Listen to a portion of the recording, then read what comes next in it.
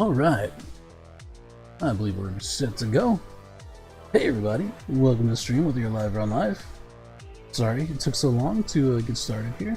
I was looking on Twitch because there's like a drops campaign for Elite right now where you can get some paint jobs and stuff.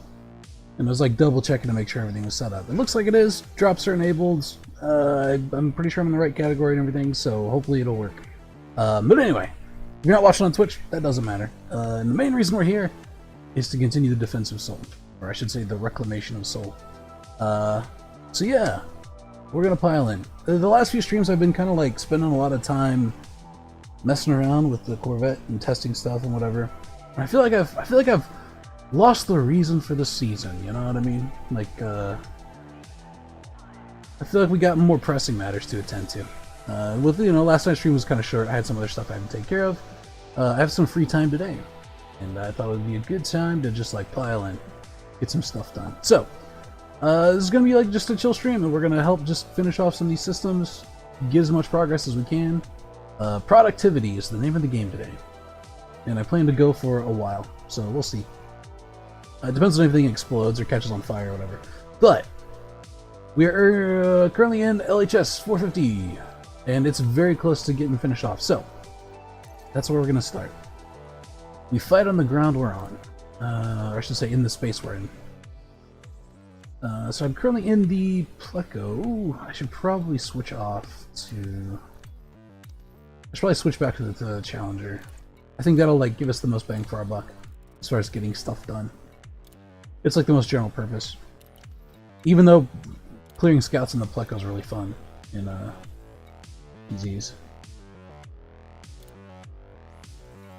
Yes, we want to use this ship. It should still be outfitted from last stream. Check. Yes, everything should be in order. Alright, let's go find some trouble. Are we in solo? We are in solo. I need to switch over to multiplayer. We'll do that once we get closer. That'll save us some traffic and stuff in the station. There's not a whole lot left on this system, so I don't imagine we'll be here for too terribly long. Although, I always say that, and it's always longer than I think it's going to be. Because progress is, you know, hard to do. It's a bit of a slog, but we should be fine.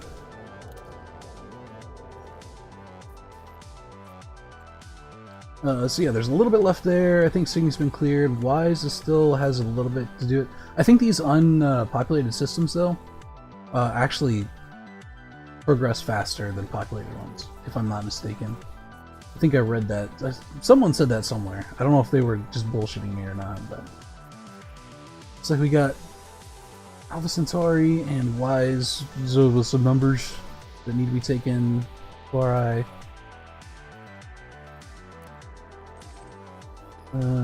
Yeah. Thargon controlled, or Thargoid controlled, 4 systems. So once we clear all the populated systems, we'll only have 4 left, evidently. Although that's not necessarily an accurate count until Thursday. So.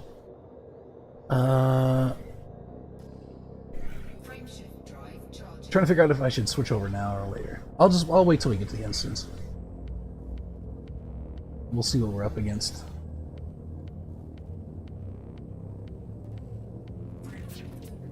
Wait, we don't want to go to Soul? Why does it got Soul locked in? We want to go to... Okay, this looks like a station fight. Actually, that'll be a nice change of scenery. Let's do a station fight. I'm all for that.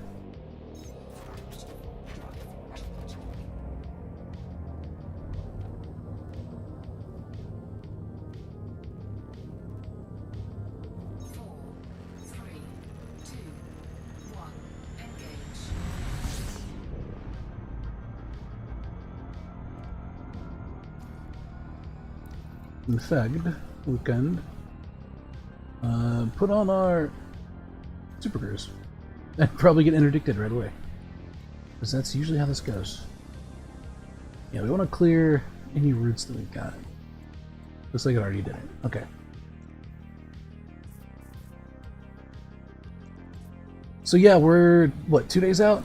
It's Tuesday. Thursday morning is, or at least morning for me, is the server maintenance. So we've got maybe a day and a half to clear off as many of these systems as we can. I don't know that we'll be able to get all of them, but the more we can clear off, the less they will cause problems next week. So we might have another week of clearing off systems, and then maybe the week after that we start bombing. And Titans usually don't last for through a week once you start bombing them. So we'll see how it goes. We could be going for most of December with this campaign. I don't know. We've made really good progress. It'd be cool if we could clear it all off before Thursday, but I'm not sure. But we're gonna give it a damn good try.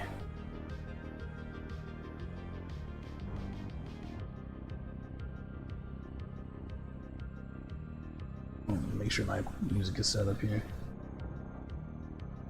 Yes, it appears that it is.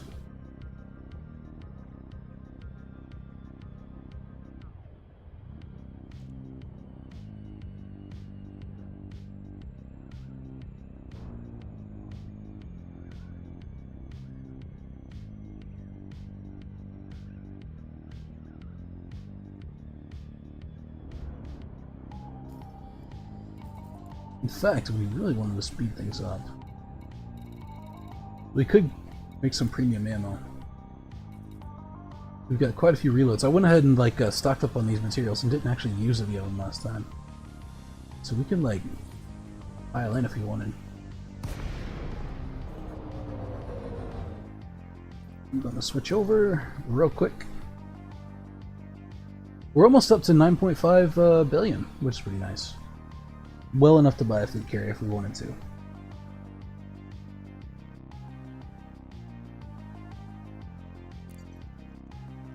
Hopefully we will grow that some more today. Maybe we can break 10 billion credits.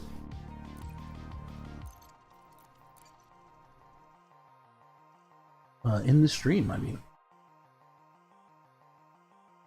500 million is actually not too far-fetched. If you can do a few cycles of these instances. This system is crawling with Thargoids. If we don't push them back, we'll be overrun. Okay. I'm gonna dock here real quick, just to set a spawn point, and we'll send some premium ammo and see how it works. I haven't done a whole lot of synthesis for premium ammo in this game. I never want to spend the resources, but damn, I just got hit pretty hard there.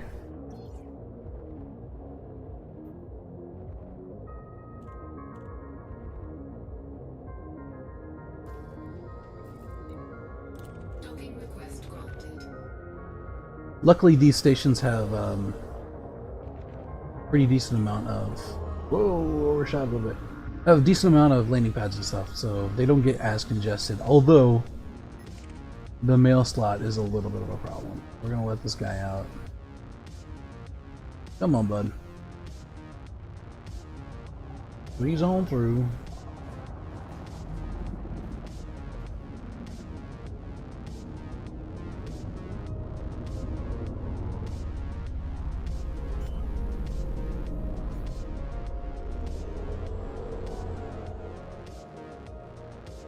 Best part about docking at an invasion port is ground control doesn't yell at me whenever I speed. I can speed as much as I want, Batman. There's no law against it. Alright, let's see what we got for missions. We are going to warm this pad just for a little bit while we organize stuff here. But we're not going to take more time than we need. Cyclopses, sure. We can do a Cyclops easy. Medusa, yeah, we can go ahead and take that. Basilisk interceptors, yes. I'm hesitant to take the ones that are kill 7 Medusas, because actually finding 7 Medusas is kind of tough. Or 9 Basilisks. These are fairly rare from what in my experience. We're not going to worry about scouts, because we're not really trying to kill that many scouts is going to be annoying in this setup. If I had the Pleco, I would do it, but alright. Synth up.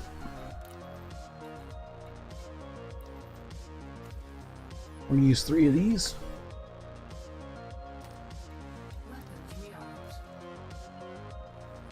And we'll see how she performs. Shard cannon, like, mod shards are pretty good anyway. Having the extra 30% seems like it'd be amazing. And I've never actually done it before. So I'm a little bit excited to see what kind of performance increases we get from it.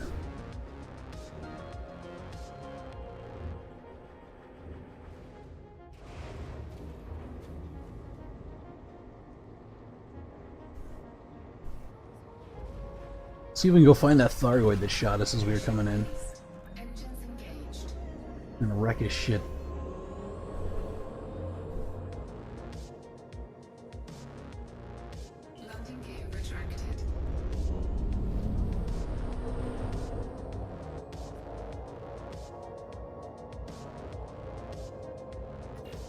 Ooh, Hydra. We can go help kill this thing.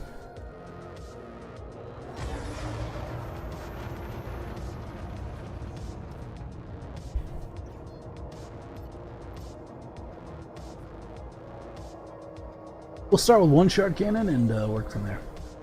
2 is viable, although it really slows down your pace of being able to shoot. Unless you just want to blow all your heat sinks. At least with this build that I have now. It's a little bit more like conservative than some other things. Like, a lot of people build gunboats and stuff and they just like stack up the heat sinks so they can constantly always be shooting. But I don't really have the utility slots for that on this one. And I like to have the additional utility of caustic sinks and stuff like that too, so.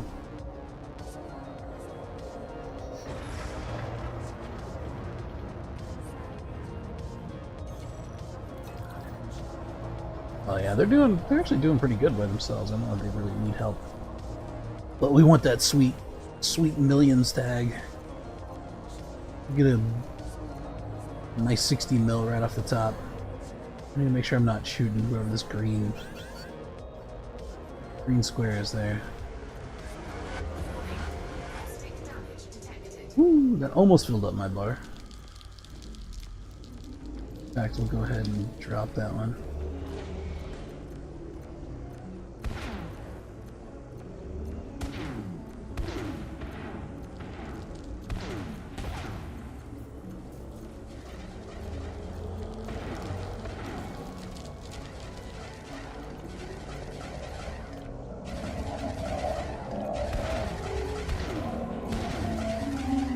I'm gonna try to stay below 20%, as per usual.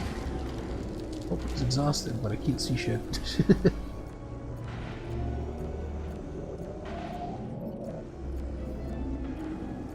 Probably use the 2.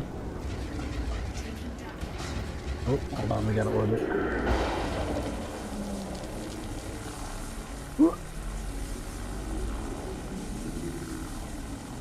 Come on, show me the heart.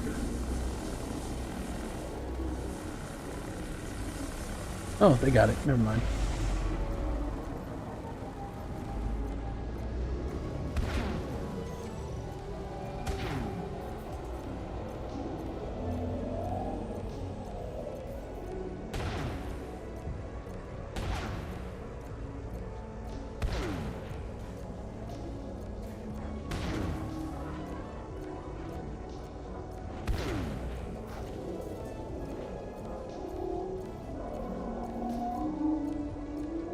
That's 60% shield.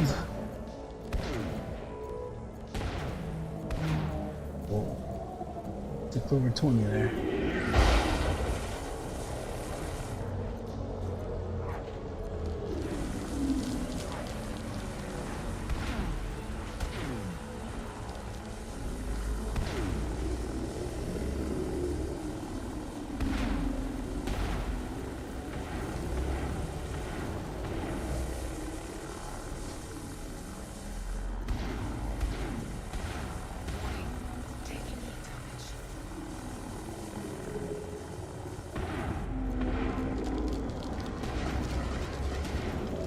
Yeah, it's not a really good angle there.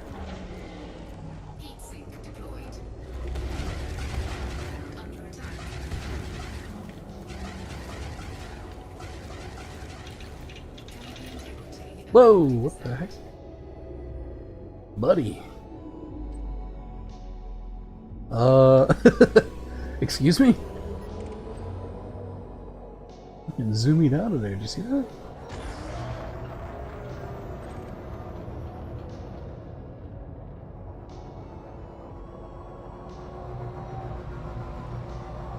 Alright, well, he's Audi 5000, I guess. Let's go see what's happening over here. It's a shame I wasted all that freaking premium ammo on him, but...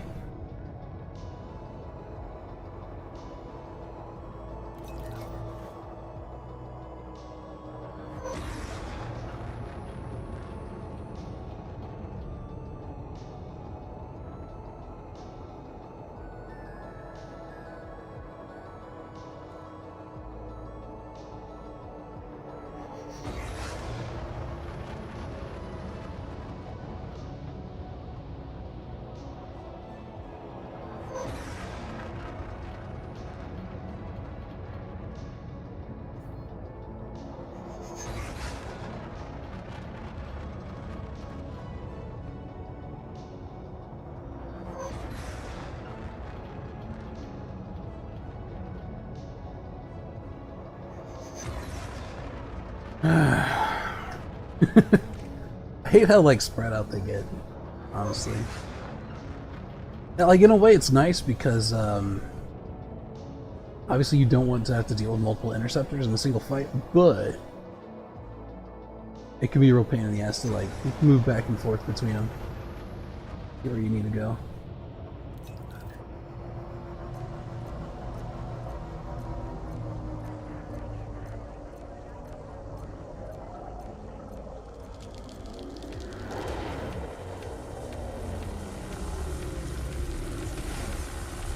Yeah, so for a 4%, it'll pop us back up to just under 20. So we gotta be a little bit careful when we're firing both at once.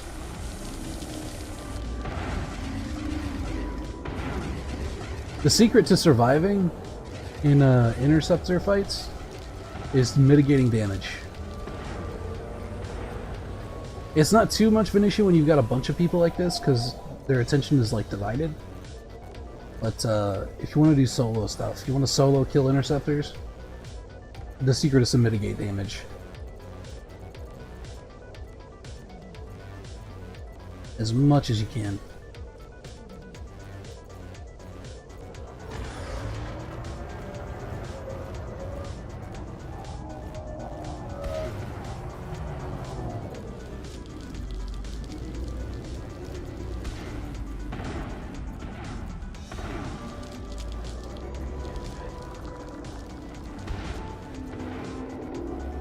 Okay, that's an exhaust.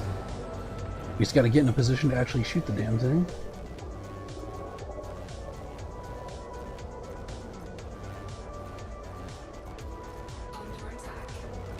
Drift Argon Swarm. Being little assholes like they are.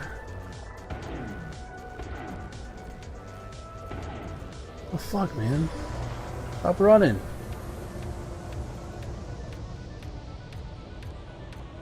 Shithead. When's he turning? Sort of. Yeah, he just ran away until his friggin' heart covered again. Fucker.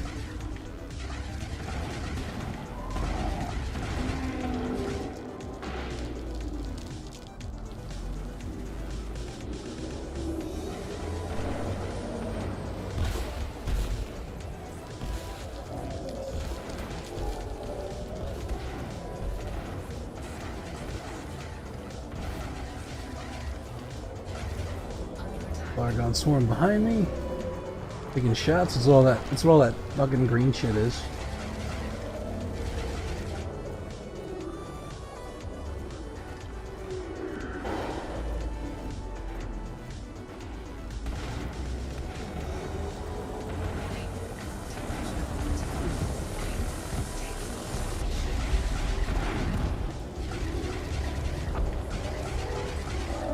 Alright, I think we got it. Alright, we're a little bit close. Orbiting. Alright, we got it.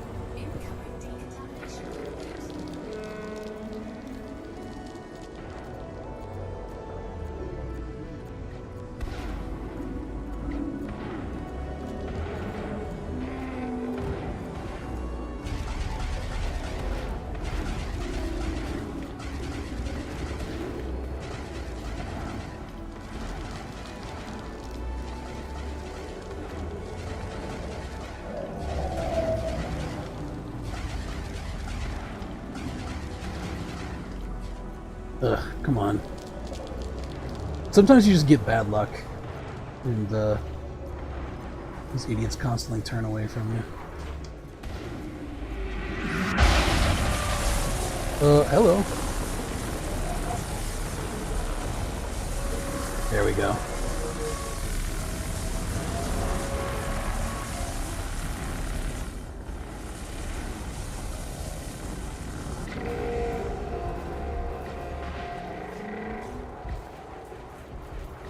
This Thargon swarm is on me.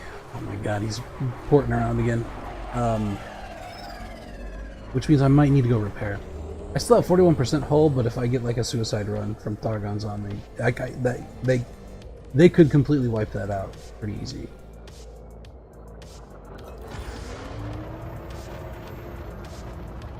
This guy better not despawn. Oh, I feel like he's gonna.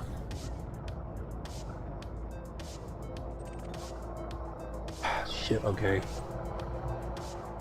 I'm gonna go repair. I'm not gonna chase. If I can remember where the thing is. There it is.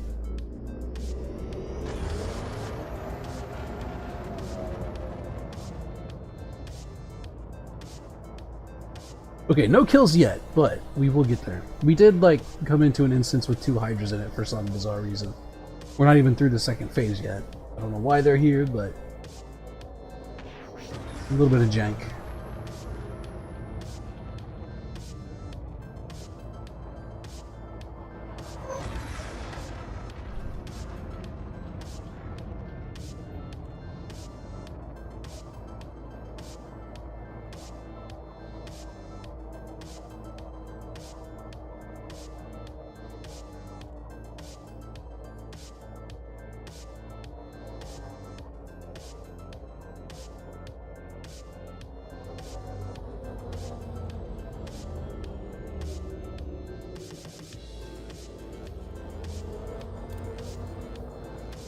Hey, one of them got killed somewhere.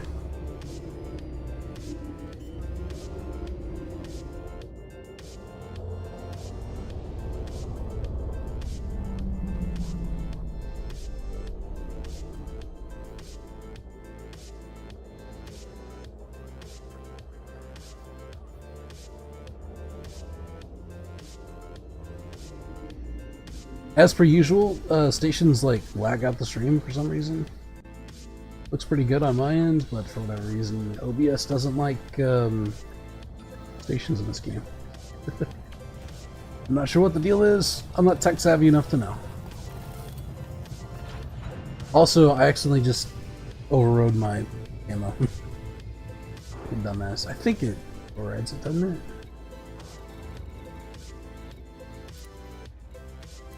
Yes. God damn it. Alright. Yeah, it looks like other commanders are having issues as well. I think the servers might just be having an issue. That's right. We don't need premium ammo right now anyway. Especially if we're having problems with the like server latency and stuff like that.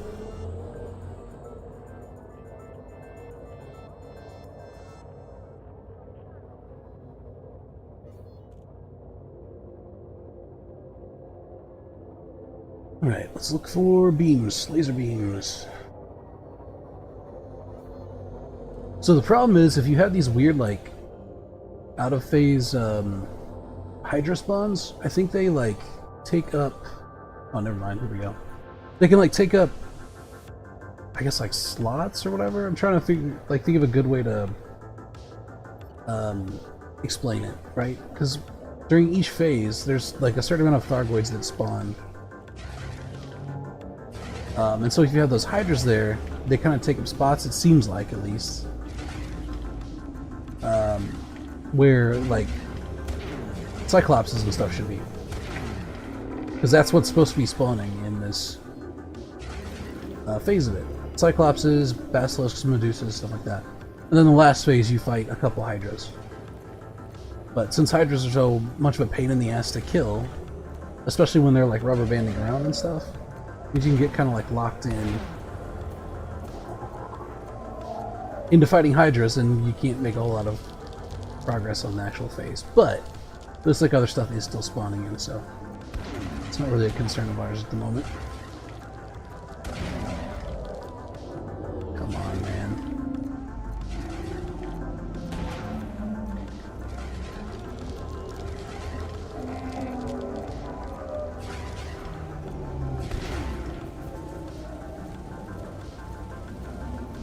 Reloading!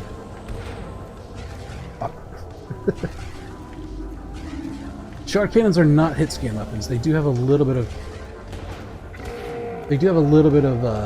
travel time. So you do have to aim them properly.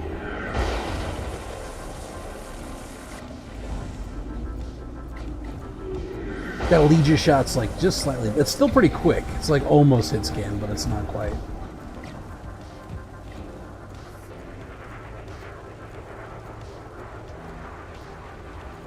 He looks a little bit stunned.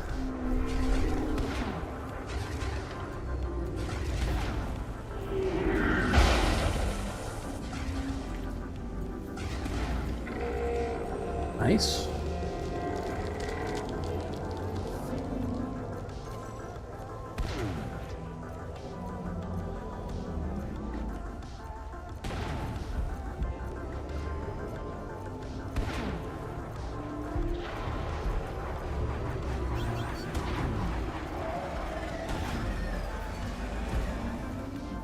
Reloading. Kind of waiting to. I want to see if he. Maybe he already did shield up, and we just already tore it down.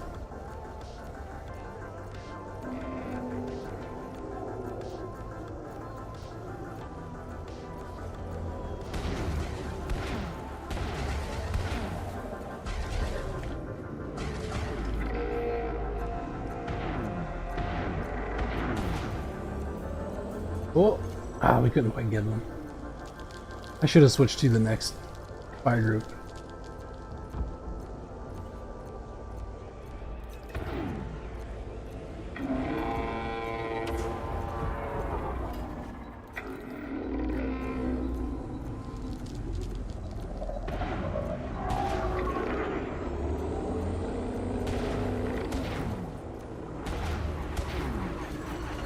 Shit.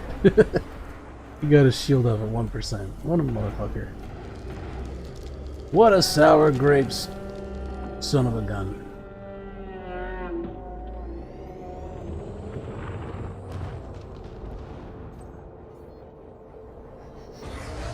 Alright, let's see what's kicking over here.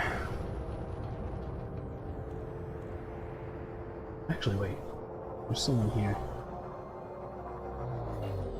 Okay, that's that Hydra. We can keep helping with this one, I guess.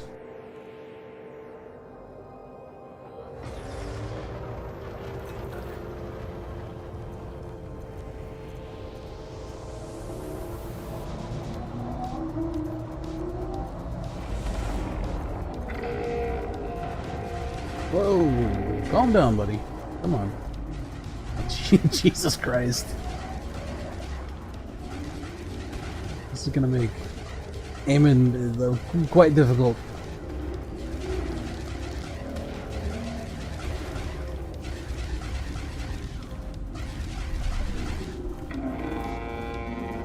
What the fuck? Yeah, this is not kosher. It's not ideal. This is not Gucci.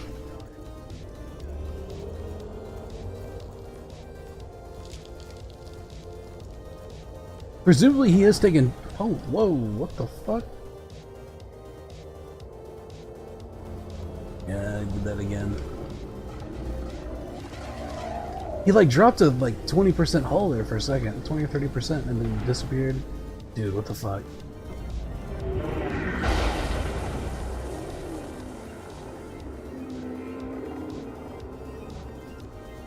He is taking damage though, which is a good sign, but they are definitely not supposed to do this.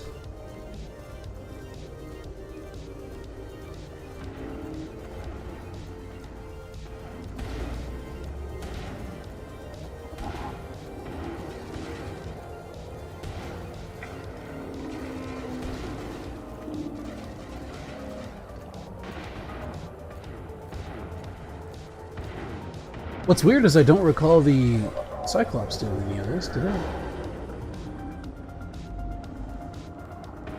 But for whatever reason, it seems to just be this Hydra.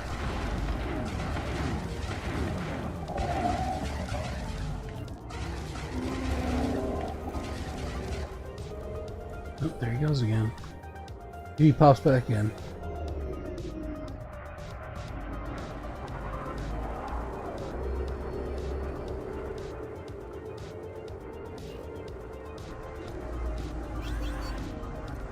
At least we killed a heart, looks like.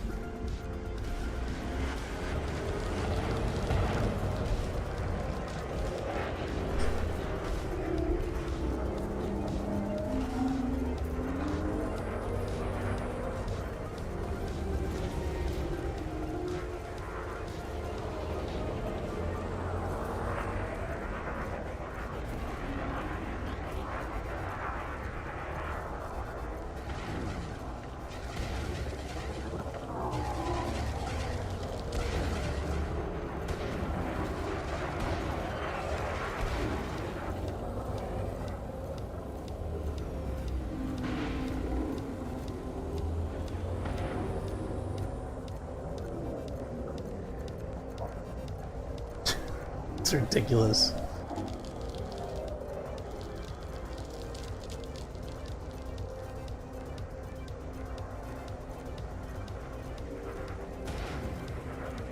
This does, I mean, this does happen occasionally, but not very often. So, like, I don't want anyone to think this is, like, indicative of the game as a whole, because it's not. Sometimes things, like, freak out a little bit, but this is quite unusual.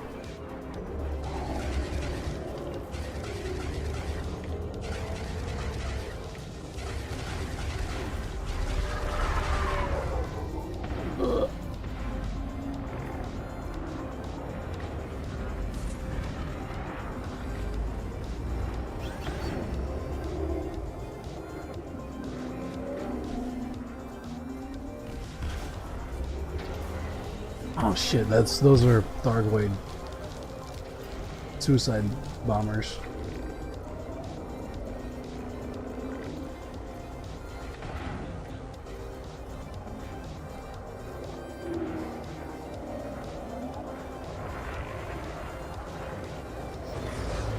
Alright, here's what I'm gonna do. I'm gonna go back, because we're at like 20% hull. God, it's frustrating. We could have killed this thing already pretty easily if it wasn't rubber banding around all over the place.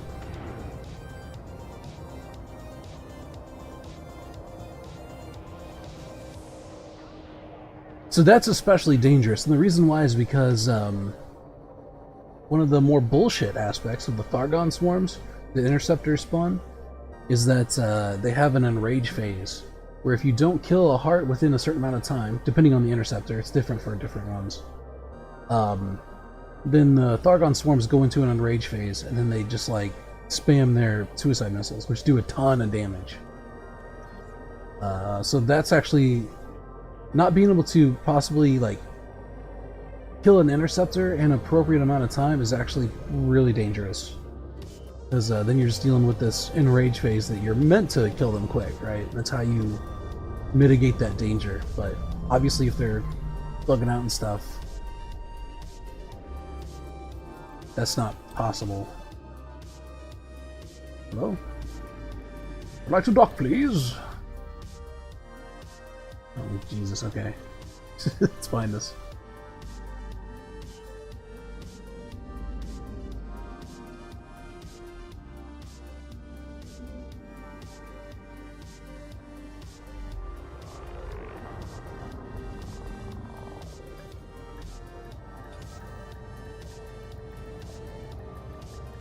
Whoop.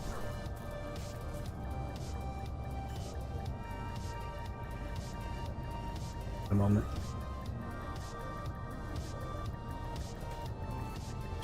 There he goes, finally. Jeez. Okay. My hope is that once we kill this Hydra, we're not going to have any more issues. Right, everything else will go okay. It seems like this instance is a little bit wonky, which does occasionally happen. It's one of the big criticisms I do have about this game. I really love this game, but once you get into multiplayer instances, because there's so much stuff that's peer-to-peer, it can cause some jankiness to happen.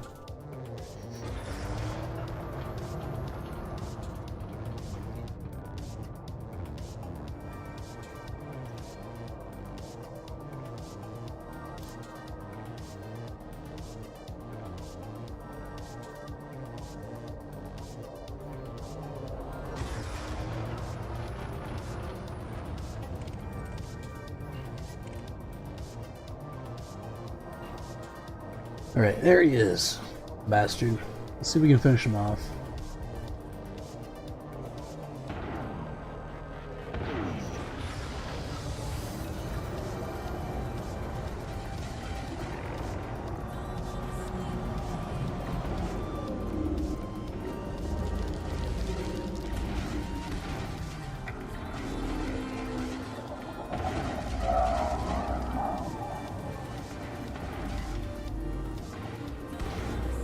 Damn it. Right when you get a good angle, he turns.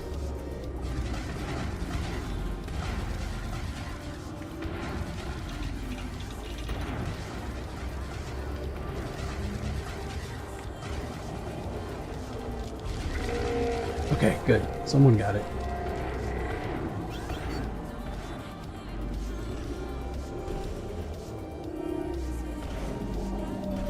I'm getting suicide bombed. See how much damage it's doing, man.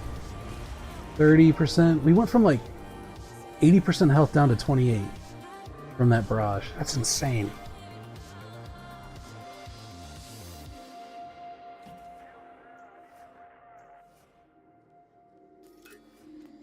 Okay, is that... Oh my god, yeah, my thrusters are now dead. That's what I mean. Like, that's what a Thargon Swarm Enrage looks like. And it just absolutely decimates your shit.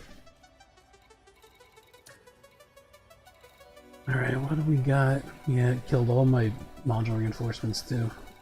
So that's, if I didn't have these module reinforcements, we'd have even way more damage to my modules than that. Ridiculous. This feels like a power issue. Where's my power plant?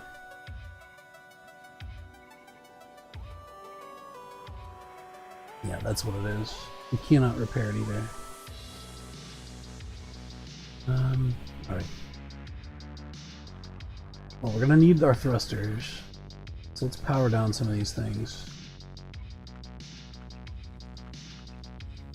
Can you, like, actually move?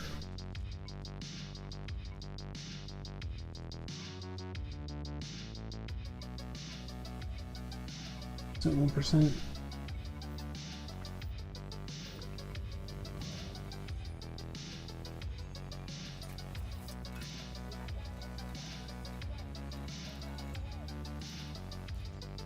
Okay, there we go. Let's head back to station. What a clusterfuck.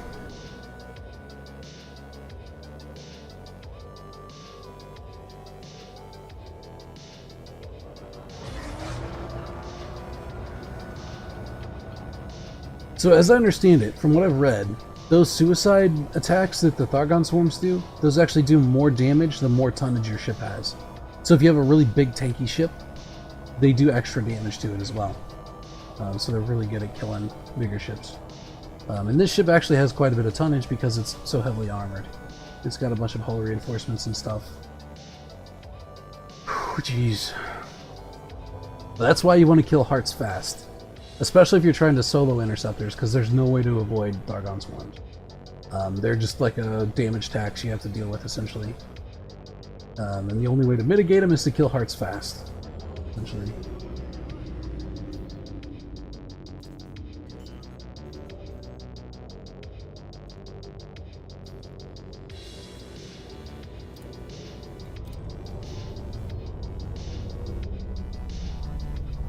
At least as far as I know, that's the case. It's a Hydra. Hit it with everything you've got. Alright. Now hopefully these will not be nearly as buggy as the last one.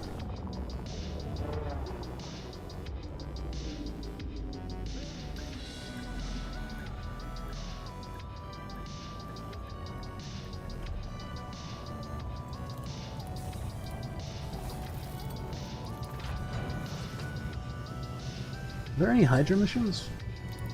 You might be able to get a kill shot on one of these. Fastest Medusa scouts? Nah. Alright, let's just stick with what we got.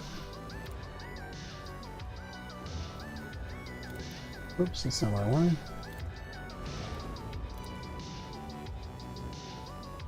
Oh, we're launching. We'll see how much more we got to go on this. Oh wow, it's almost done. That's way faster than I thought it would be.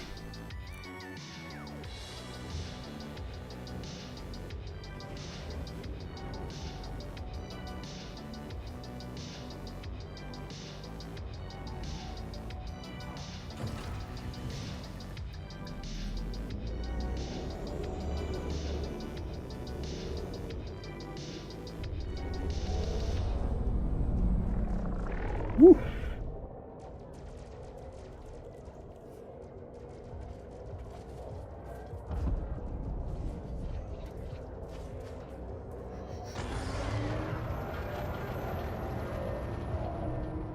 Ideally, we want to see where everyone else is. We could probably help kill these scouts on here. Whoop. Okay, never mind. Oh shit, okay. Yeah, I forgot to deactivate all these. Anything else good? Yes.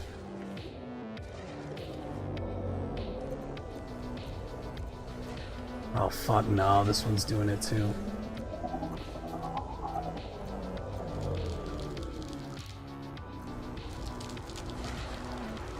Okay, here's what I'm gonna do. Here's what we're gonna do. I'm gonna jump back into a solo instance, and we'll just do solo stuff for a little bit. Because I don't really feel like doing that. And if it still does that, I don't know. Like, I don't know how to actually... I guess we'll just have to deal. But hopefully it'll be fine. A lot of times, if the game is being janky in a multiplayer instance, jumping into a solo instance will actually help it out quite a lot. I don't know that we'd be able to solo Hydras, so we probably wouldn't be able to complete an instance, but we should be able to kill most interceptors with enough work. And scouts. Easy. So we should be able to get through at least 2 phases.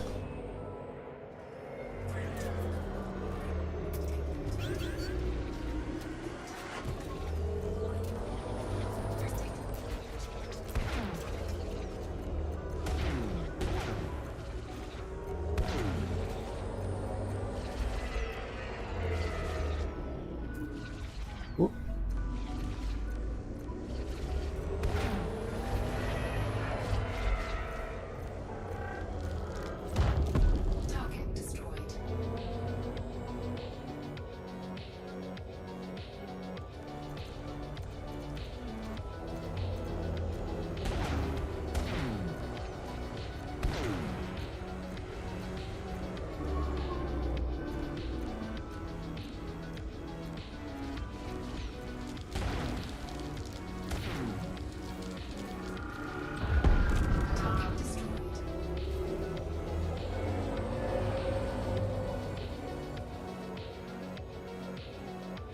Oh, so there's one here.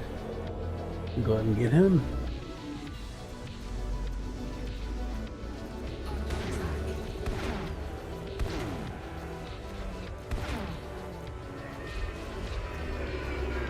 Yeah, I'm afraid of... Well, they're not like rubber banding, which is nice. But they do seem a little bit resistant to damage, more than you'd think. So we might still be having some desync issues or whatever, but... Ooh. Thank you, YouTube.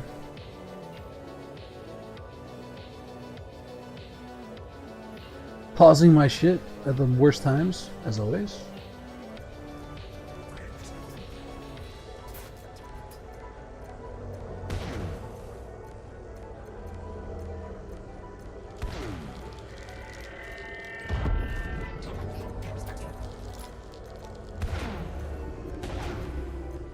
Alright. First phase is done. We should have interceptors now.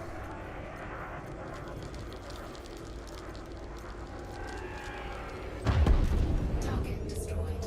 Warning. Caustic damage detected.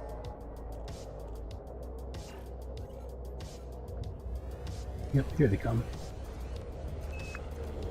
Whoops. Shoot, there's something spawning here.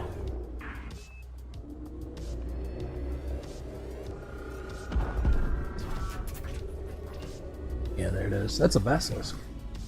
Interesting. Alright, we'll see if we can take it. Basilisks are a considerable step up in difficulty from Cyclopses.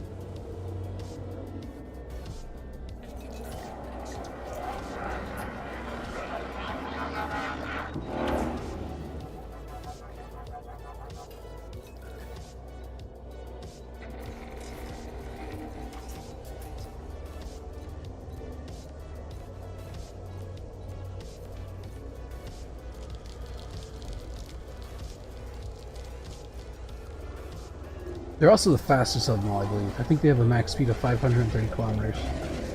So they can chase down a lot of shit, too.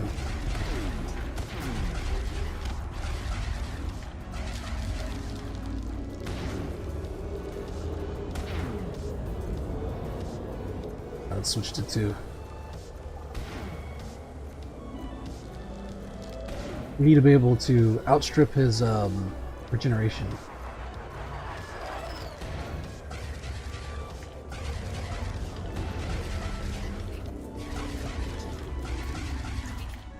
Yeah, we're too close to be able to orbit. Ugh.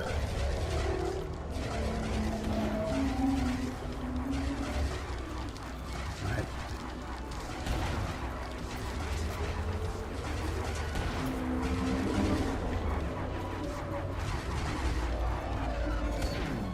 Don't you run from me, you little shit.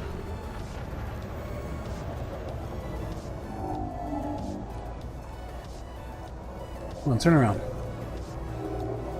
Turn around, coward!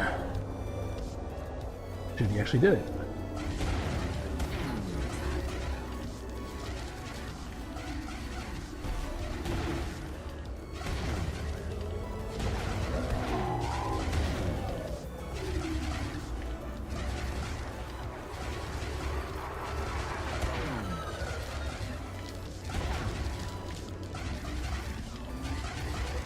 Yeah, this guy's not.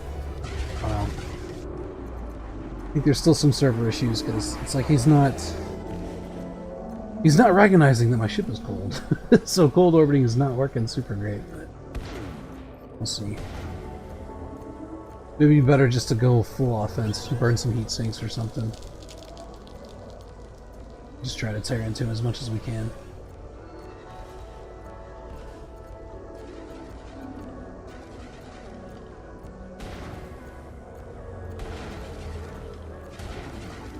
So as you can see, if you don't kill the heart in time, it de-exhausts, so it covers back up, and he goes back to full health. You have to do it again. This is a real ball ache. And of course they're fucking fast, so like, trying to stay on top of them is a little bit of a chore.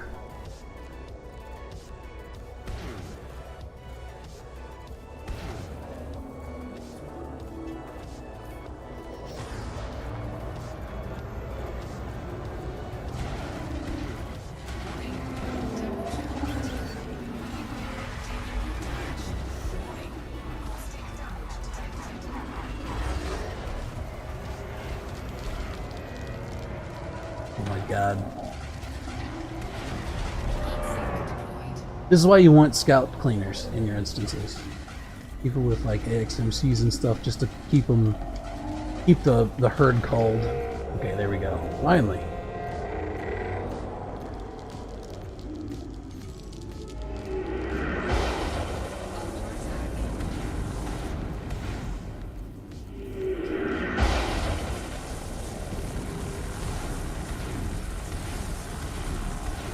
Alright, well, we can't go anywhere anyway, so we may as well just blow through the shield.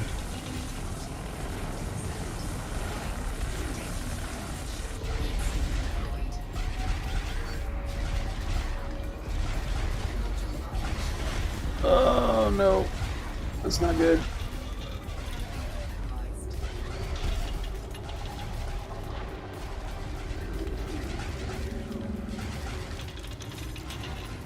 Ah, shit.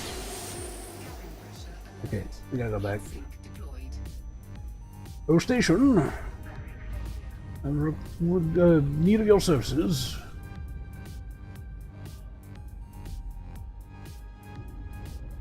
Cabin pressure alert. Docking request granted. Under attack. Cabin pressure alert. Landing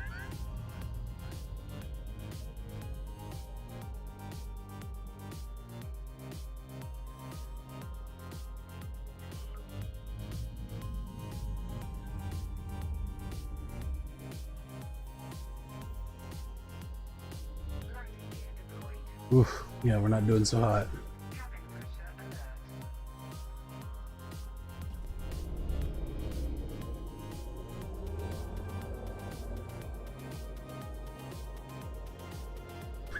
alert. System is fucked.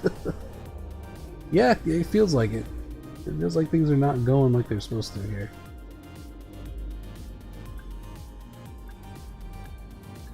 I think the servers are just fucked, being honest. Docking successful. My guess is that we've probably already like beat the we've probably already beat the invasion. It just hasn't, the server hasn't ticked. Right, because it's like they're having some server issues.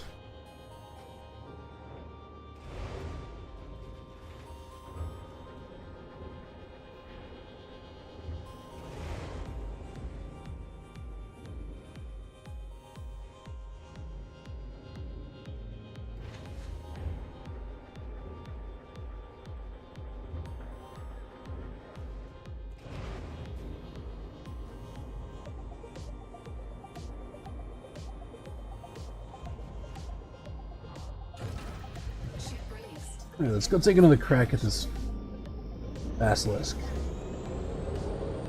Son of a bitch gonna disrespect me on my own stream? Fuck that guy.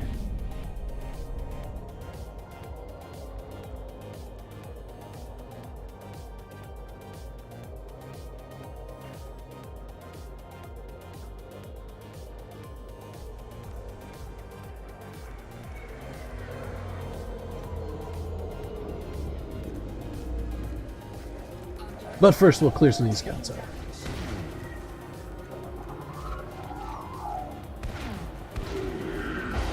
Wait. Aha, there you are. I was looking for you.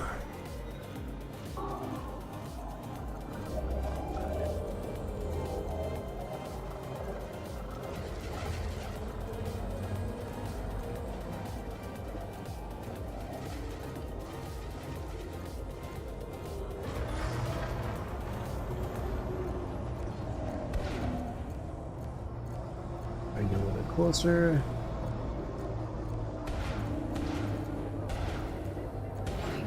Taking heat damage.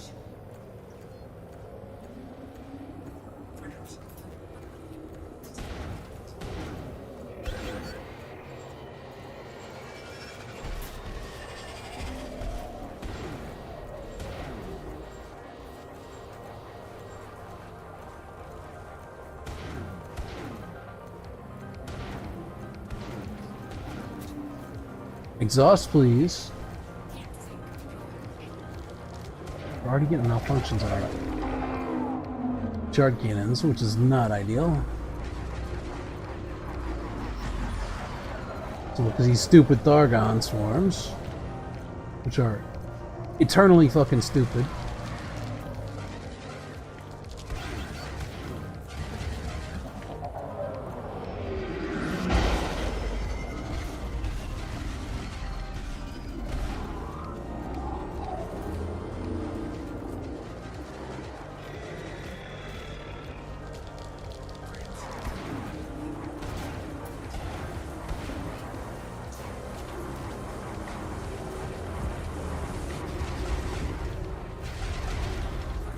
Oh shit.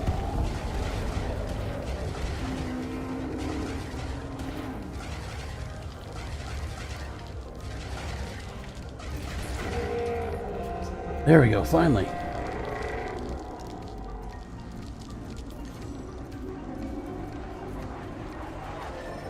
Yeah, there's definitely some desync or something, because I feel like we're not doing normal damage.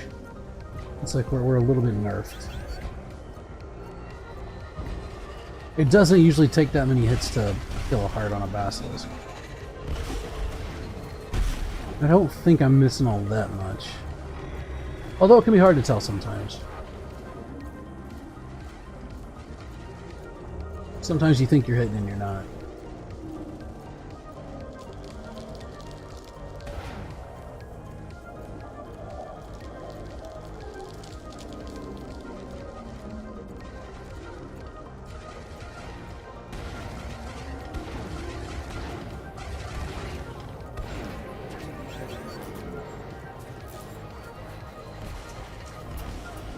Yep.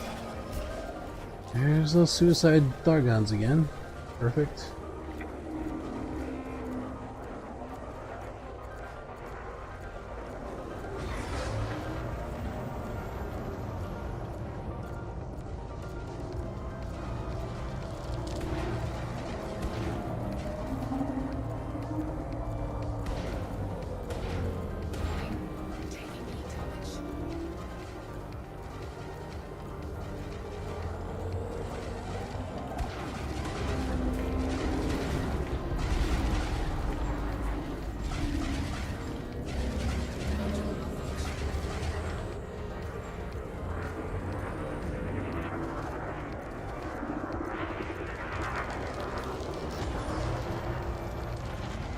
damage. Heat sink deployed. Module malfunction.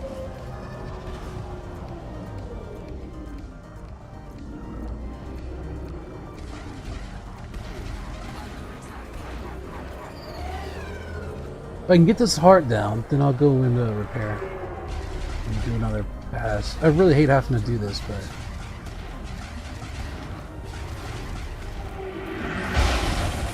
ah, shit. Because I'm exhausted again.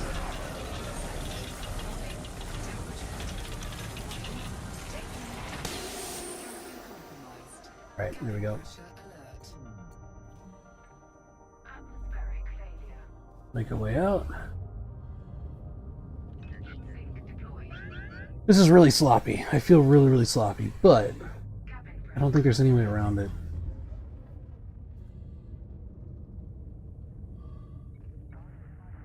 Like we're kind of getting screwed by the server, I think.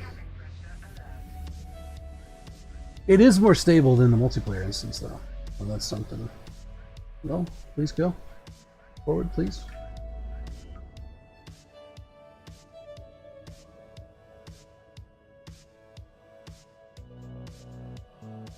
Landing gear deployed.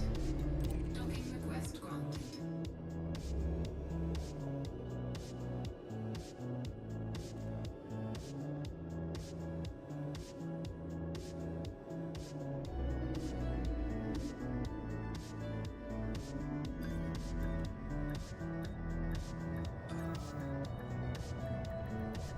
Docking successful. Engines disengaged. It just goes to show you that being able to take down interceptors fast is really the key to, or I should say one of the keys to surviving AX combat at this level. Because obviously the longer you have to tango with this thing, their Thargon swarms are doing damage to you. You've got more Thargoids jumping in to do damage to you. Pretty soon you have like an entire swarm, right? More interceptors can hop in and start killing you and stuff, so the quicker you can bring them down, the better. Obviously. And while they're alive, like trying to mitigate damage as much as possible. Alright, that's a Medusa. We don't want to deal with that right now.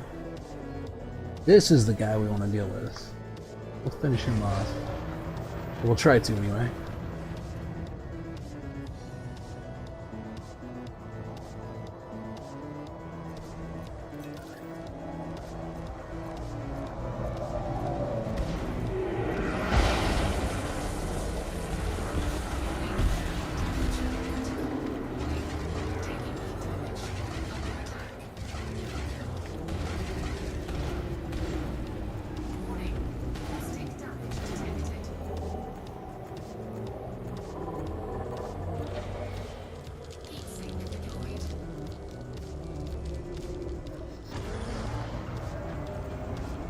Oh man, he just turned right there. Oh, okay, it's actually not too bad. I was afraid I was gonna like zoom past him, but he's still moving. Okay, here's another heart. Perfect. That'll reset the enrage timer on the swarm, which is nice. I'll try to get away from his lightning.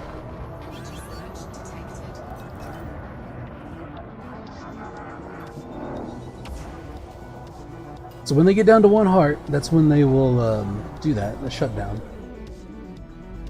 You want to avoid that, if you can. You also want to avoid the lightning, if you can.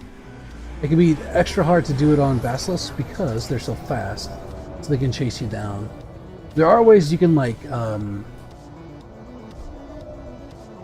what would you say, like, fake them out? Where you can get close enough, you, like, boost past them close enough where they can fire it, but you move out quick enough where it doesn't really do much to you. And it like preempts them or whatever. Like discharges them.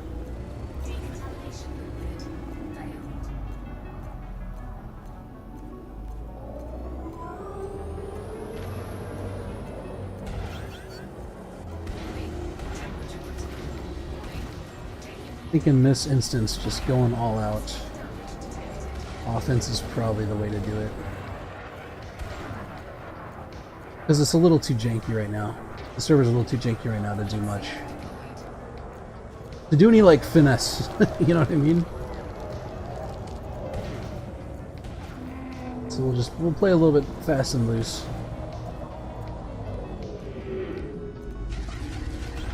So that you just heard, whenever I flew past him, it made like a noise. That was him charging up his lightning, and that's what I'm talking about. You have to, like, discharge it preemptively.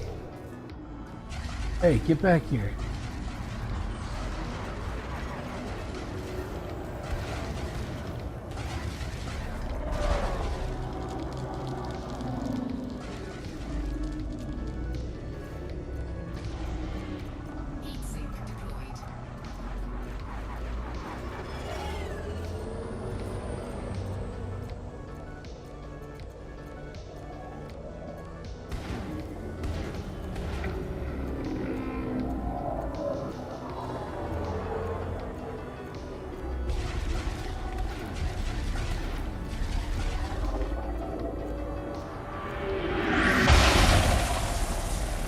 It's actually fine.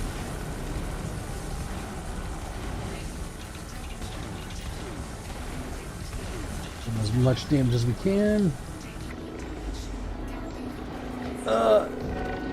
Okay, we did it. Perfect. I think an NPC got the kill. Which means we probably won't get... Oh yeah, we did. Okay, never mind. We're good. So we finished that mission. This Thargon swarm's going crazy. But he is in fact dead. And that's fine by me.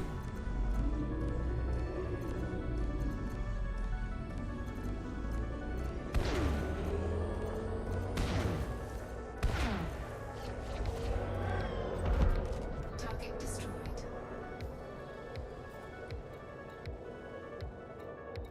Yeah, we got a bunch of stuff that we didn't actually finish. Are there any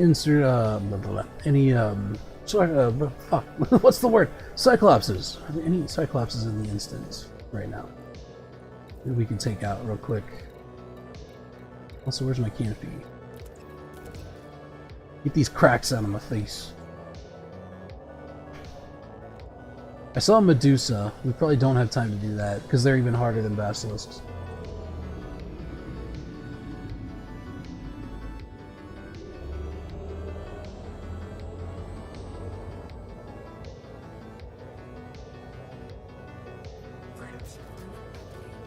Okay, got something new jumping in.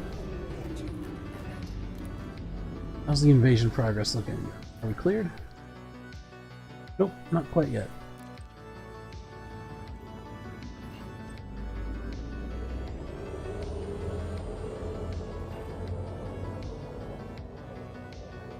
So do a little scout ball over here.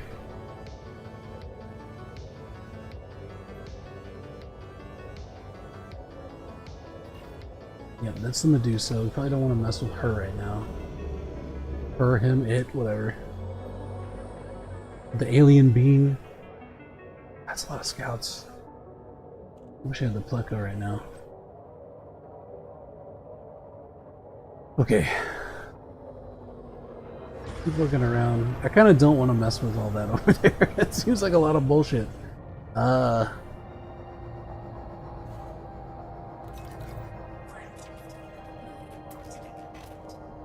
Give me some Cyclopses. Something I can kill quick and easy and finish off these missions.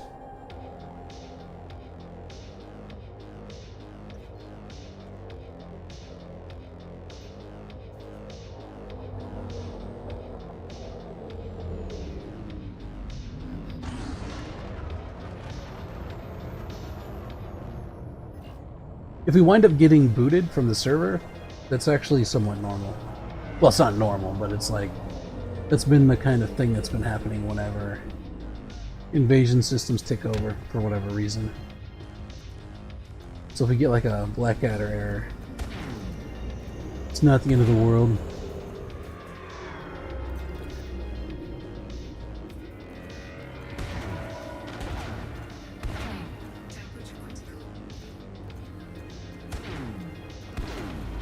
How am I missing at this range? How? Explain. Target destroyed.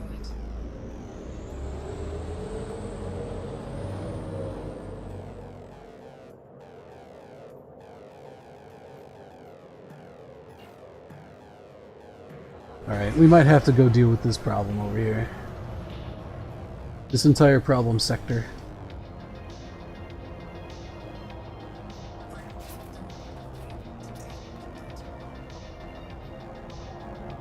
I'm gonna start by clearing some of these things out.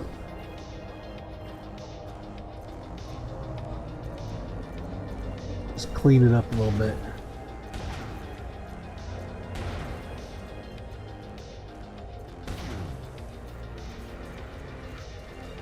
Oh fuck, there's a regenerator. Where's that?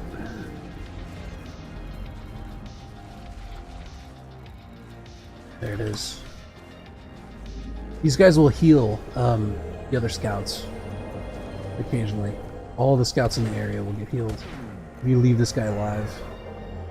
So I recommend taking them out first.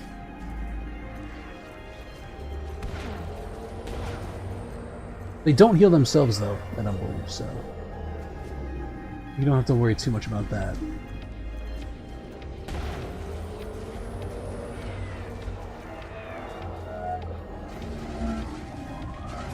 Alright, we're getting shot by the Medusa!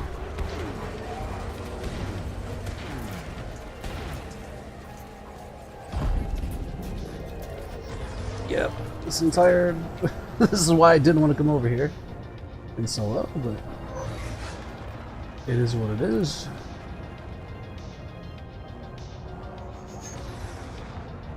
It kind of makes me want to put like a machine gun on here. Just like an MC. AXMC. We're killing scouts a little bit quicker, but... Oh, there's a Cyclops there. Okay. We're gonna dock, repair, and then we'll go out and get that Cyclops. See if we can get more missions done.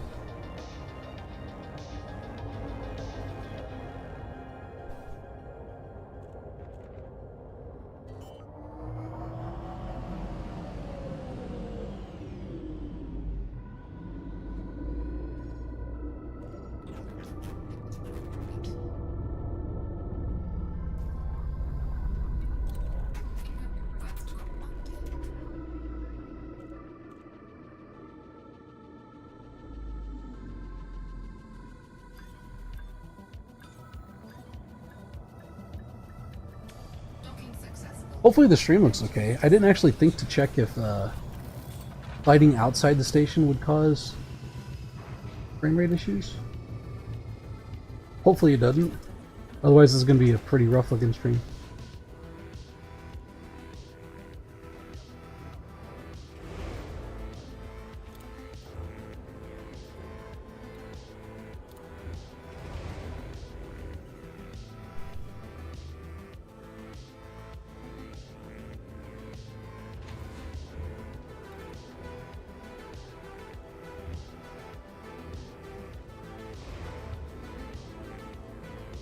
Outbound seems to relay.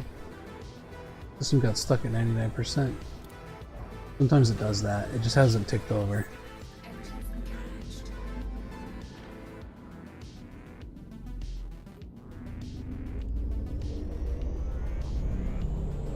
It will eventually catch up.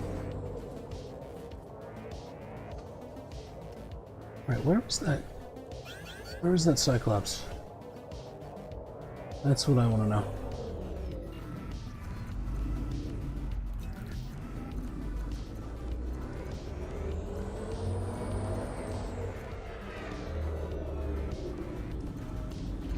Under attack. Taking damage.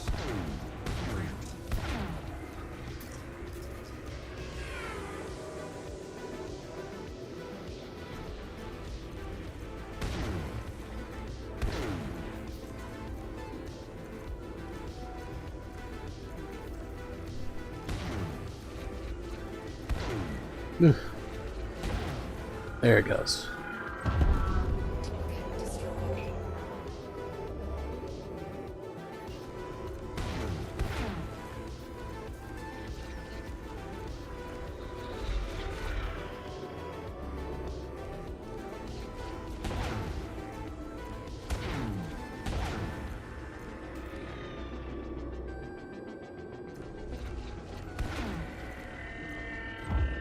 Target destroyed.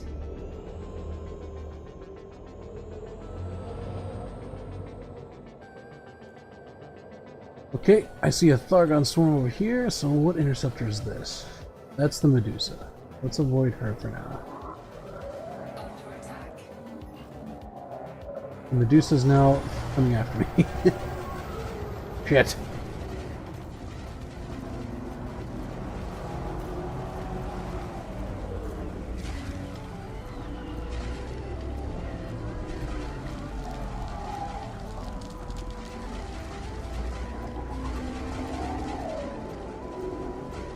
We should be able to make pretty quick work of this Cyclops, though. We just gotta get the right angles on it. We're a little bit lucky. Of course, facing away from us is not ideal.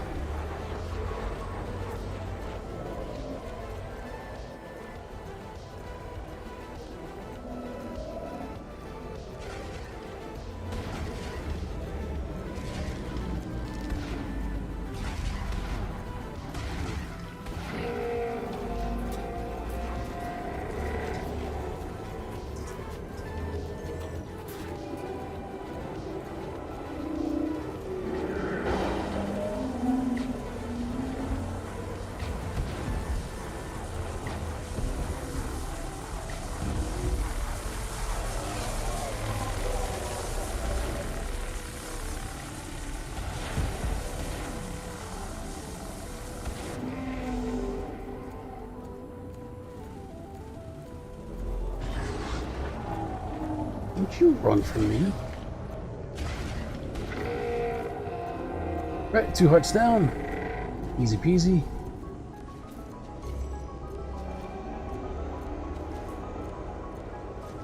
Shields dropping pretty quick.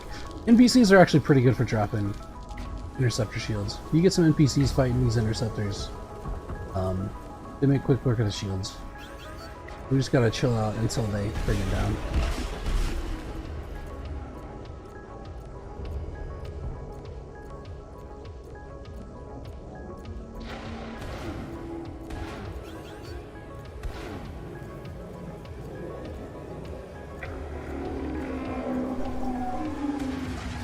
Warning. Safe damage detected. Under attack.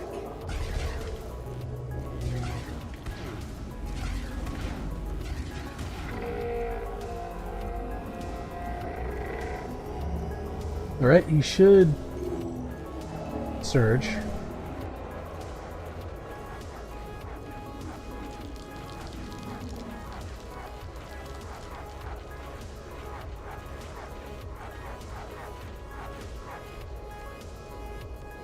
At some point. Hello? There it goes.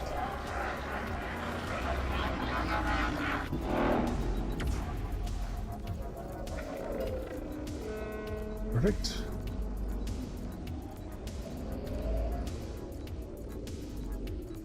Alright, now we go in for the kill.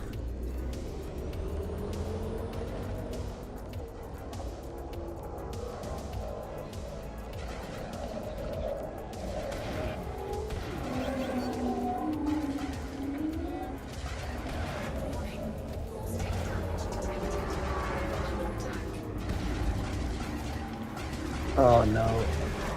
Yeah, we're not gonna be able to kill him. We're not gonna be able to finish him off. We gotta get his shield down again.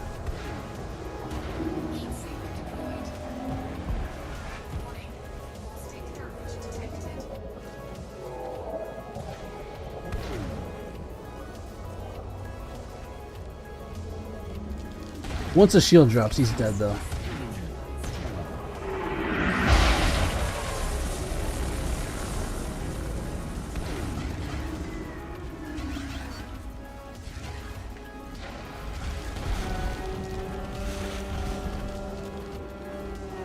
Alright, that's dealt with.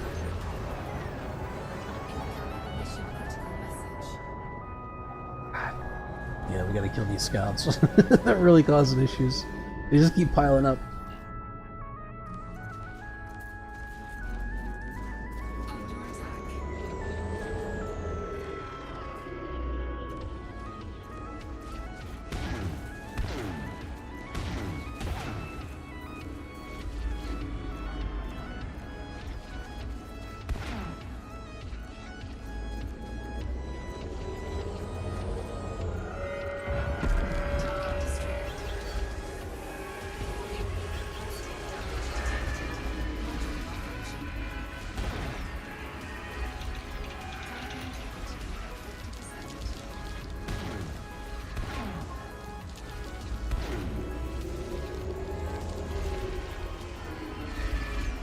Ugh. Wish I had my gimbals right now.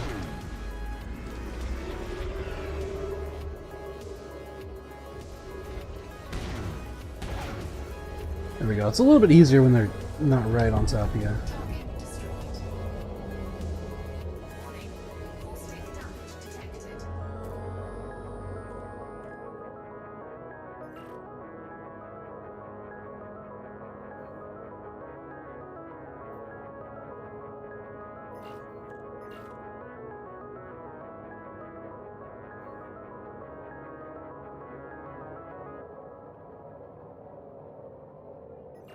Ah, here we go. Another Cyclops.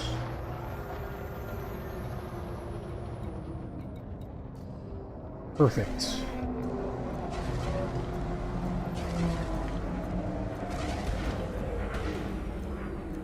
Ooh. There it goes. I was like, he's got to be close to losing that heart. Uh-oh. Okay, we probably need to boogie out.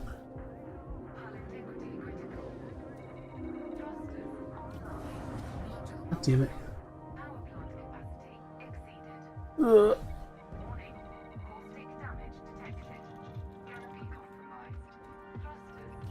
Okay, go, go, go, go, go, go, go.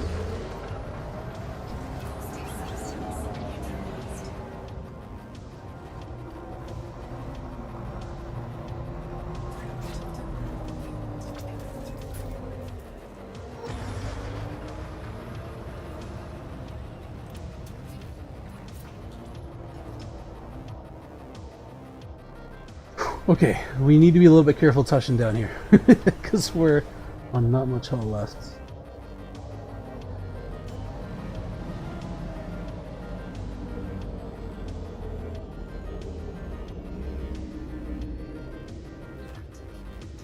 Don't bump into anything. Don't rake against anything. Nice and chill.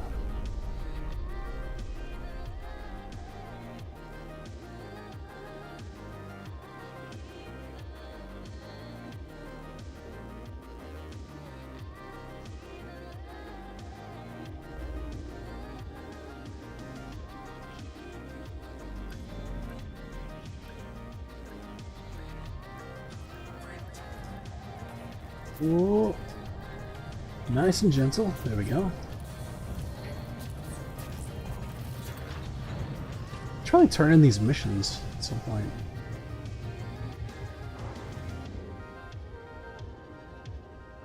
I don't think we'll get the opportunity. Already launched. That's fine. I'd like to at least finish out those Cyclops missions if we can. I think that it would take us too long to kill the Medusa before the system flips. We move to a different system. So I'm not too worried about the Medusa, but we'll see. Energy surge detected.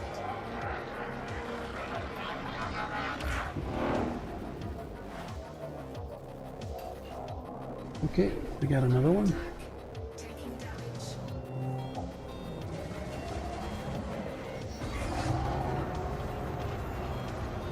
Ah, shit.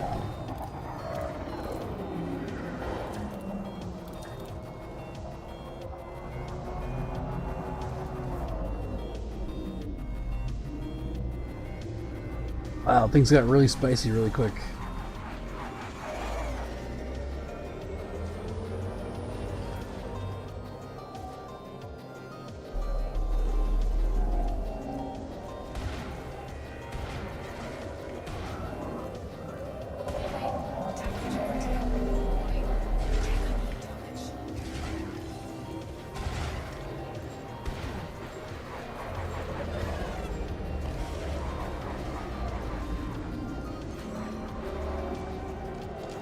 Yeah, where's that other Cyclops? We can go kill his heart while that one's using his shield. There he is.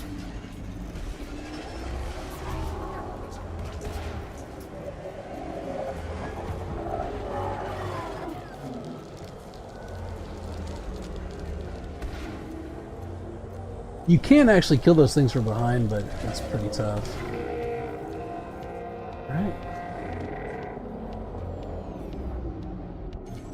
God, look at them all.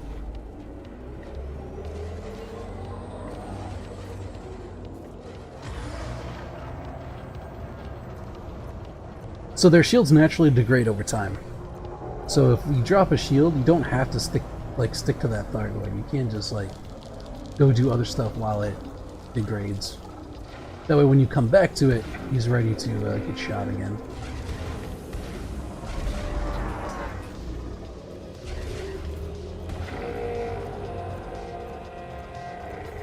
Very nice. He's gonna power surge. Yep, there it is.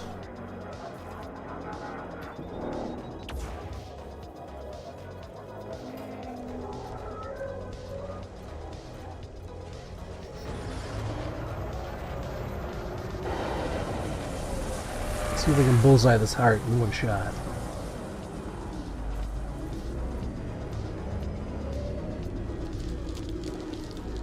I feel like it's stabilized a lot. Like, it doesn't feel as janky as before. There's a lot of enemies here, but I feel like things have kind of fixed a bit, you know? Nope. Didn't quite do it. Well, there it goes.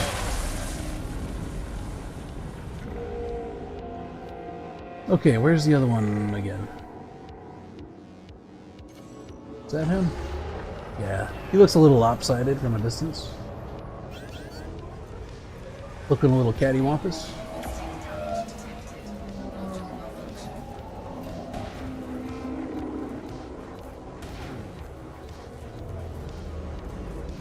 Alright, we might be able to kill him in one go here.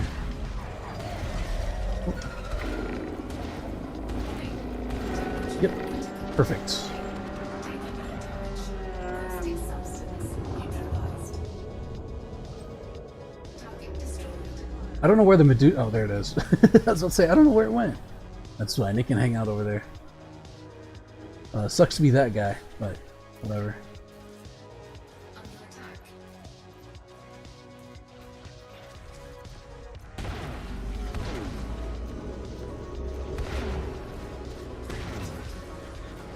For whatever reason, when there's interceptors in an instance, it seems like the NPCs just like laser focus on them.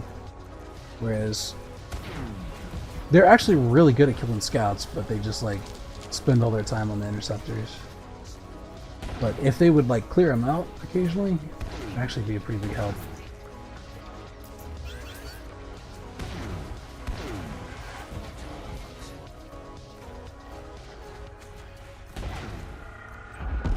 Target destroyed. Alright, where is that last interceptor? That Cyclops, I mean. I don't see him on the radar. See a swarm over here. But that might be from the Medusa, I don't know. Caustic damage detected. Hull integrity critical.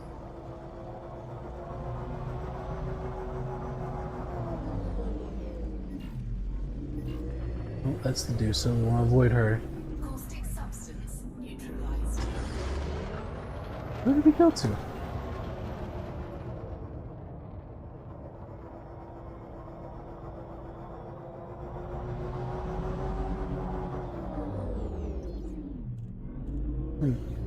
Step back, get a good look. Polygon swarm.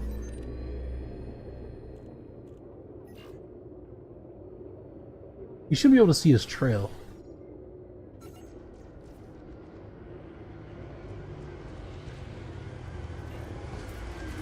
Warning. Ow. Caustic damage detected. Ow, ow, ow, what the fuck? Sorry? Did you not? Alright, let's go ahead and repair. Docking request granted.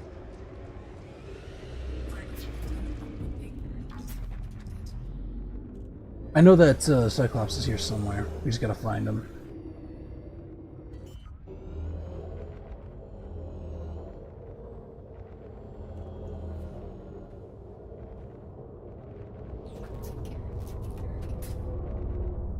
Man, if I had the Pleco, it'd be eaten well. I'm getting nice progress on the old combat rank. Sweeping all those scouts out. But alas, I do not. We're gonna just play to our strengths and do what we need to do. Such is the nature of solo play. Engines disengaged.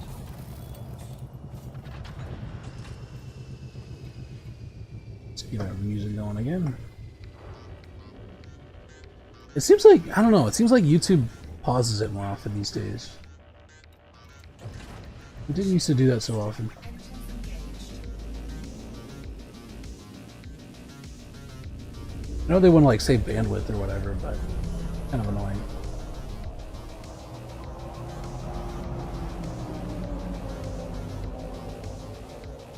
Lighting gear deployed. Alright, what kind of stuff do we see? The Thargon swarm over here. Hull integrity compromised. That's from that Medusa. Taking damage. Let's go check on the other side of the station. Maybe it just like flew off.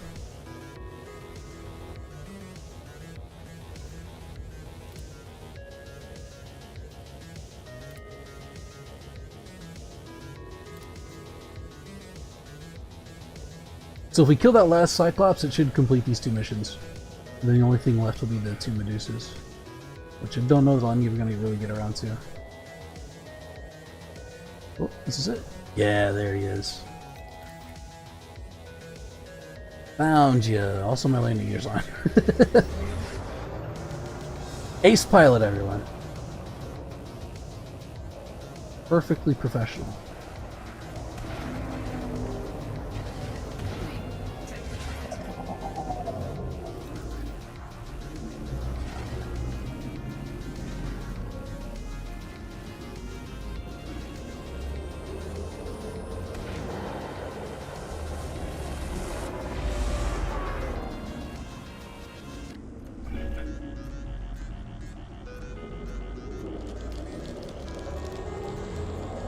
Alright, he's turning. Where's his heart?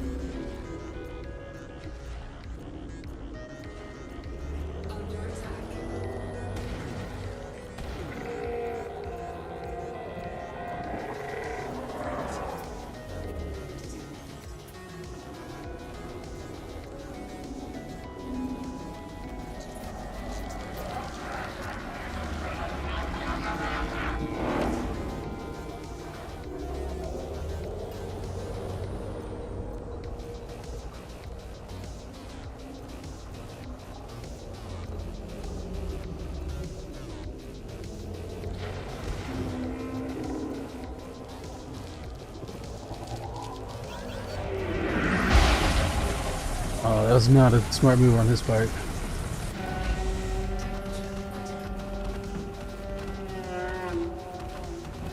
Woo! Watch me explode! Wow! Ah, fuck! Bygones. Okay. Do we dare?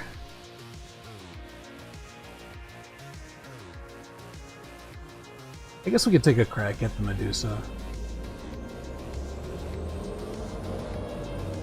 Wait, what's this down here?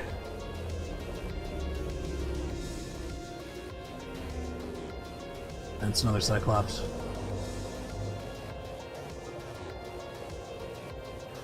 Let's see what we can do.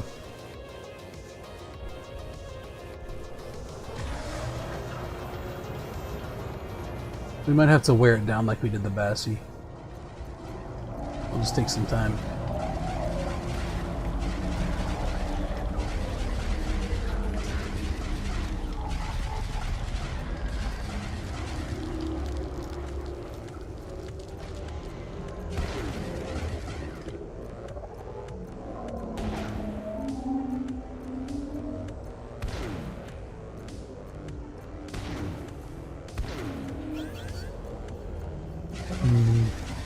Yeah, I don't think we're able to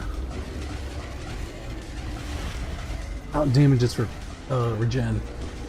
Hull regen. Let's see, hold on. I mean, not without going over, like... Yeah, that didn't put a dent in it. We might just have to rely on heat sinks.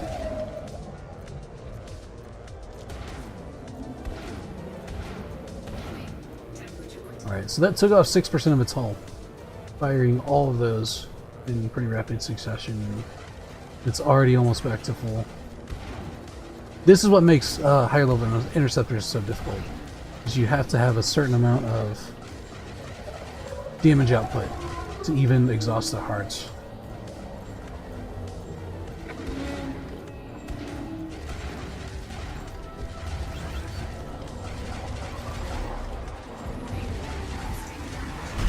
Oh fuck. It's a lot of shit. What's going on?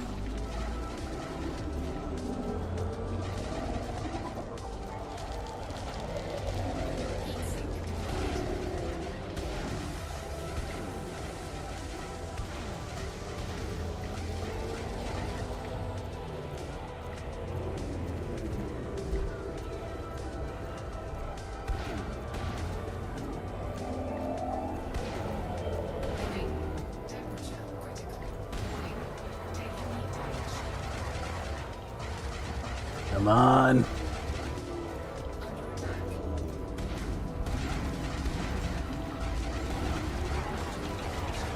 Gosh, it still hasn't exhausted yet. That's insane.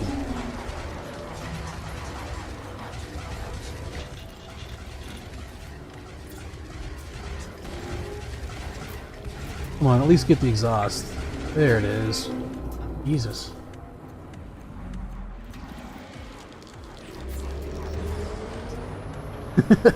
I think Medusas might be a little above my pay grade at this point.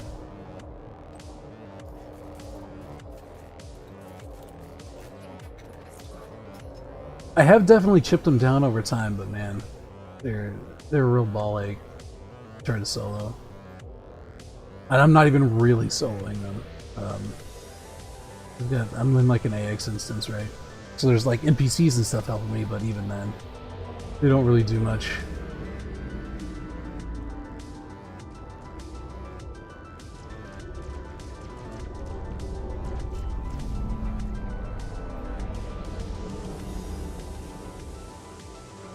So we gotta pile through 20% of the hull to get a heart to exhaust on a Medusa.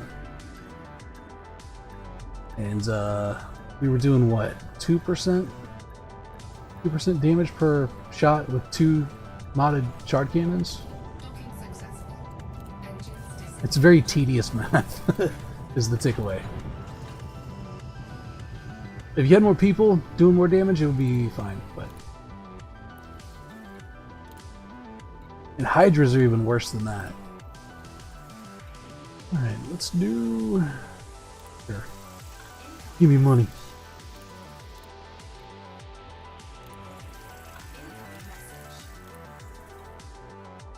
Actually, I'll take these mats.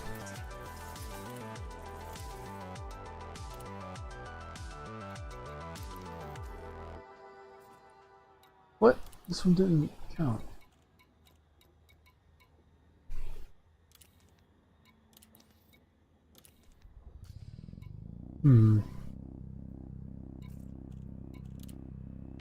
Oh, hey, it ticked over.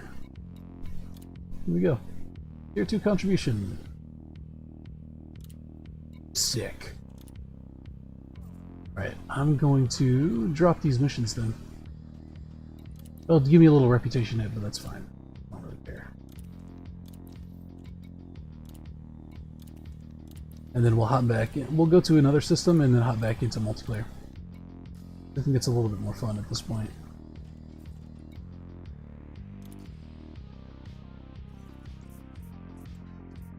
Alright, that one's done.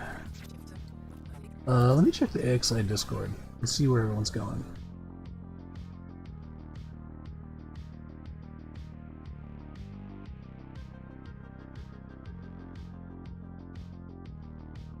Ooh, there's an announcement. Oh, that's just another different thing. Okay. Let's see. Let's just, for 450, we just finished that one. Wolf 359 looks to be next. At 95% when that was written. It might already be done.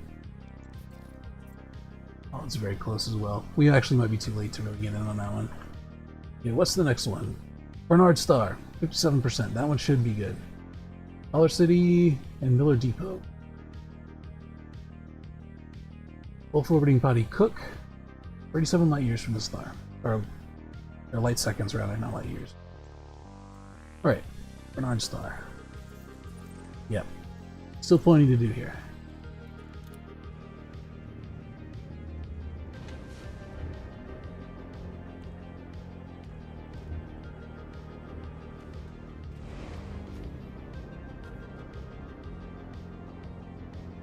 I wonder if I shouldn't bring the Pleco and take it over there. Ship released. Engines engaged. Do something a little bit different for a while. Landing gear retracted.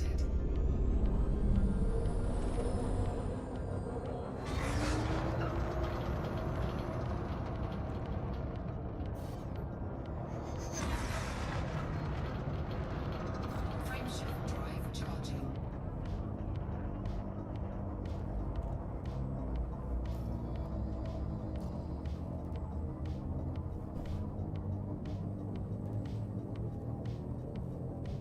Ready to engage. Four,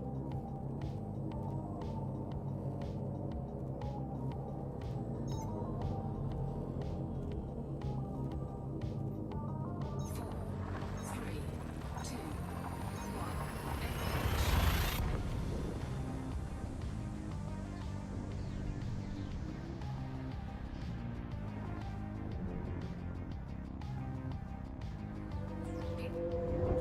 Engage.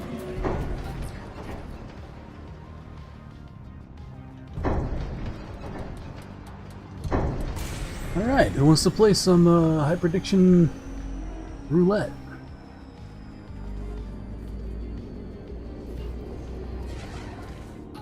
Oh yeah, Taking damage. bring it, buddy.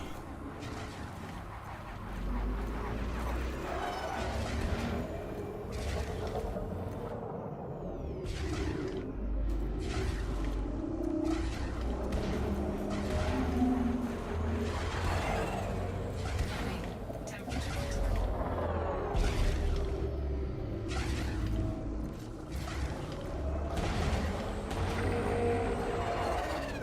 Alright, he's gonna lightning. After the first part, they tend to lightning. So we're gonna try to move until we get out of that phase. He should give up eventually.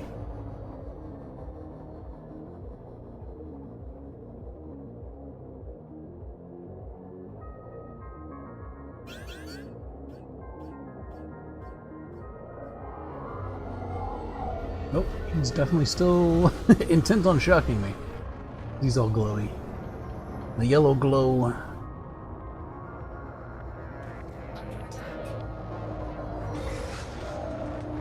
Although if he did lightning me, it wouldn't be the end of the world. It would actually make him stationary for a little bit, so I can blast him. Okay, I think we're good now.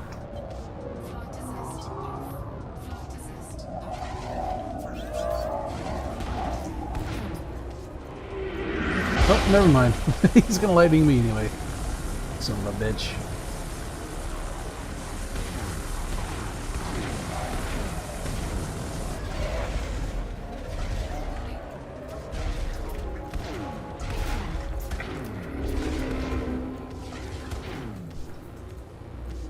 I wanted to kill him before more shit jumped in, but...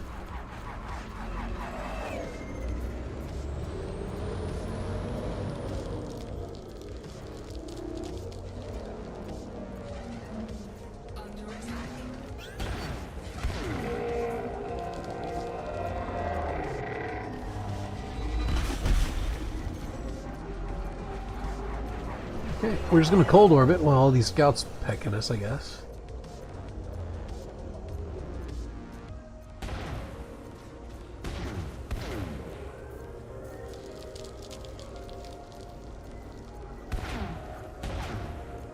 Try to get his shields down a little bit quicker.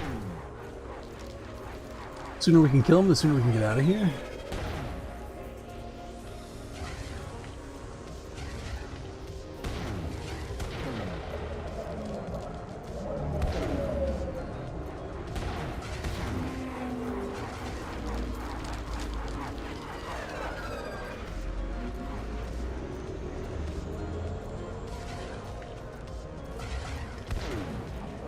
So as long as I'm maintaining a certain distance, and I'm using my vertical thrust, and my heat levels are low enough, then you shouldn't be able to hit me, in theory. See, that's a little too close. It seems like the sweet spot's about 1,000 meters, so about 1 kilometer out is a good range. Like, kilometer plus. As long as your heat is low enough and you're moving correctly, he shouldn't be able to hit you with his main cannon. Which will cut out a significant amount of damage to you. It's a good way to mitigate damage. The primary way to mitigate damage, actually.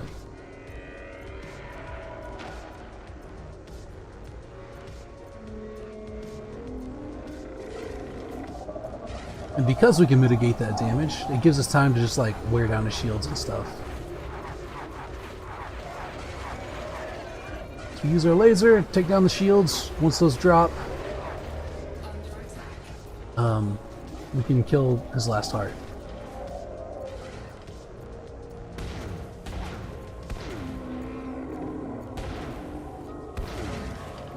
Right?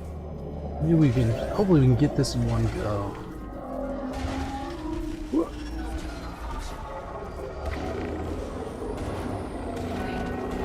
Perfect.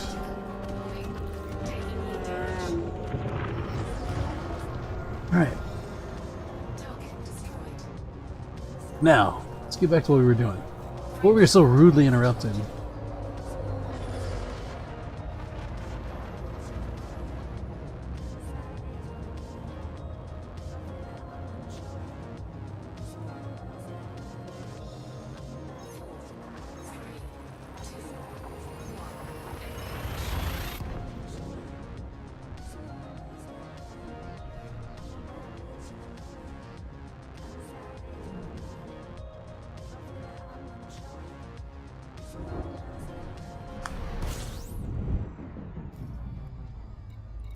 Okay, where's a good base to sortie from? Are there any here? Or are they all down? Austin base, but I think all the docking is probably offline. They're certainly not going to have shipyards active. Whoop. Okay, we got some scouts, which I'm not going to stick around for. Nope, it's not a scout, actually. Something else. What are you? We got a basilisk. This thing might kill me. This thing might kill me.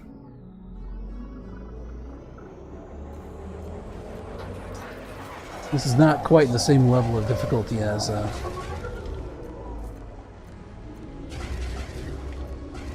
Cyclops. You can still cold orbit them, but I am damaged, and they do a lot more damage, and they take a lot more damage to actually kill. So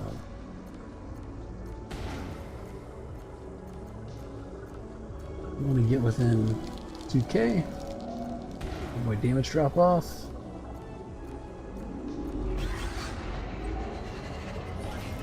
Yeah, I don't want to fight this guy because we're already damaged and stuff, so. Oh, fuck. This is gonna be kind of tough. Because he can outpace me pretty easily. He's faster than I am. So it's a matter of if we can, like, outlast him.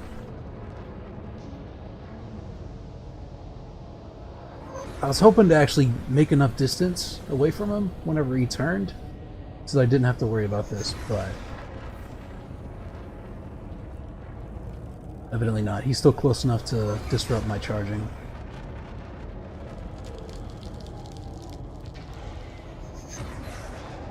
Yep, he's close enough to shoot me now. Okay, that's not gonna do it. Alright, we're gonna go down fighting. Get you ugly son of a bitch.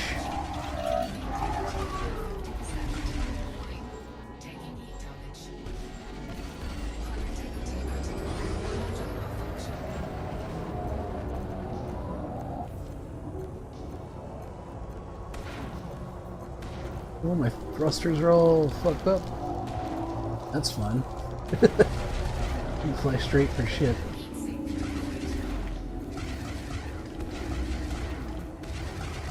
At least let me get a heart, come on.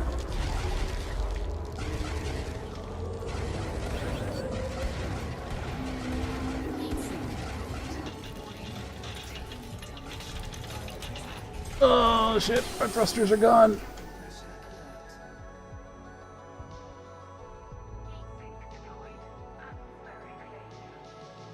No, they're dead. I think we're done for. At least we exhausted a heart, that's something.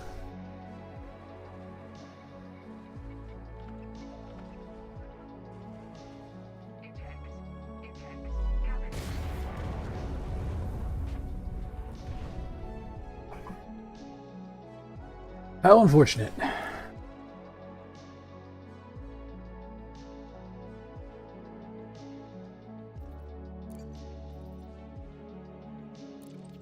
Alright, this is going to put us back at that previous combat zone, but I need to find a some sort of a station to land at anyway. In fact, hold on. The one that we had was started in this zone, wasn't it? In this system? Was it Wilson? Yeah, I think that's where the Pleco is. So we'll grab that and go. Killing interceptors is fun, you know, doing the whole destroy hearts thing and stuff like that. Hey, Centrista, how's it going? Welcome to the stream. But it's nice to take a break occasionally and just like sweep scouts and stuff. We're making really good progress on the invasion systems. We might actually clear this before Thursday, right? We might only have 1 week of clearing systems, which means that the Titan will become vulnerable next week. I don't know for sure if we can do it, but man, we're getting closer.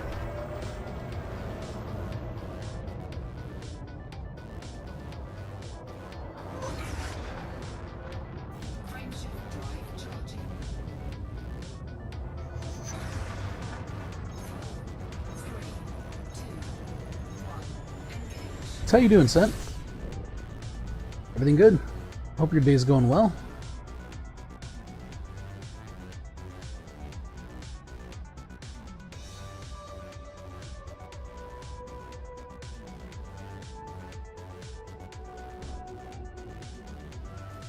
go ahead and set this up.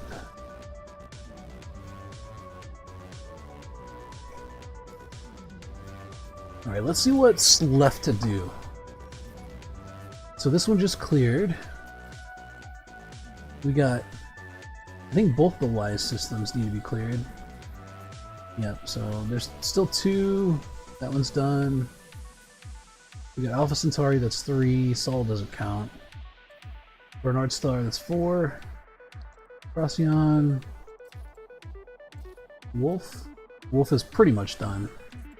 So we got 4 systems that we need to do still? I think that's doable before Thursday.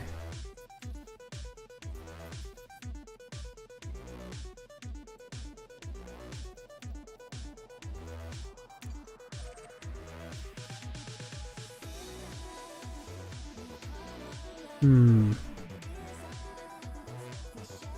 1, 2, 3. Yeah, so this one's about to be cleared. So yeah, there's only 4. Sick. We don't? You think Sol is just gone then, or? Probably not. So what'll probably happen is, if we don't clear all the systems before Thursday, then those systems will become like, they'll do like a calculation, probably like the other ones, or the other campaigns like this, and they'll determine if the Thargoids, because they'll essentially play like DM, right? FDev will. And they'll determine if the Thargoids try to branch out into retaking other systems around them.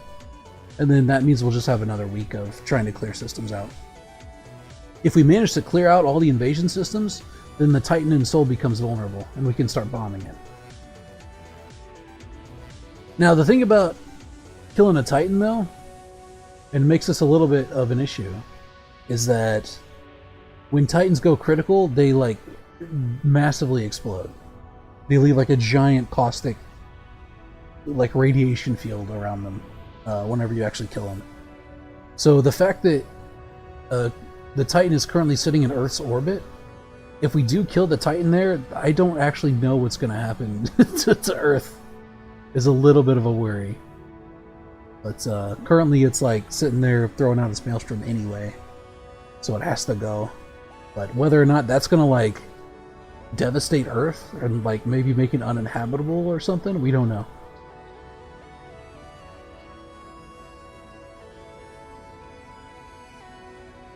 So I believe the way that it works, though, as far as like calculations and stuff, is so you have all these are invasion systems, right? So that means Thargoid, there's like an actual serious Thargoid presence within the system trying to take it over and destroy stations and things like that.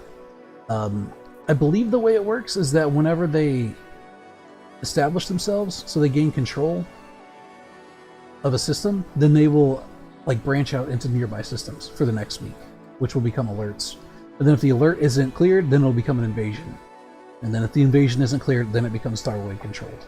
So my guess is that's what will happen. If we clear out all the invasion alerts, then the only thing will be left to do is attack the Titan. If we don't clear them all out, then we'll probably see some alerts around the invasion systems we didn't clear. And then we just have to clear those out. And if we do, then it'll stop their advance. Feels like a lot. It can be, yeah. I mean, these can drag on for a while, these campaigns. Wilson Relay. This is not where I wanted to go. Wilson Relay, that's where I wanted to go.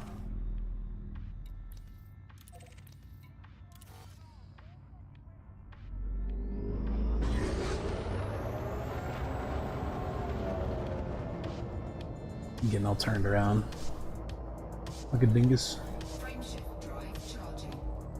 So yeah, we just cleared out this system, and hopefully, I don't know, if we can get like 2 more systems cleared out today, that'll give us a whole other day to do 2 more. And I don't know, I think we can do that. And most of those already have a lot of stuff done in them already.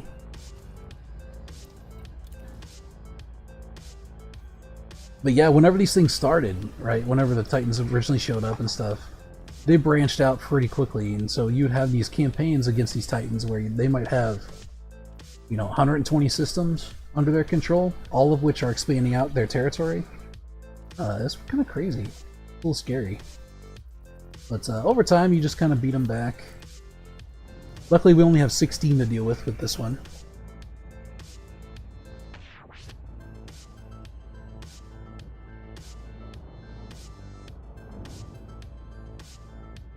And that was back whenever we didn't even have like the proper technology to fight Thargoids too.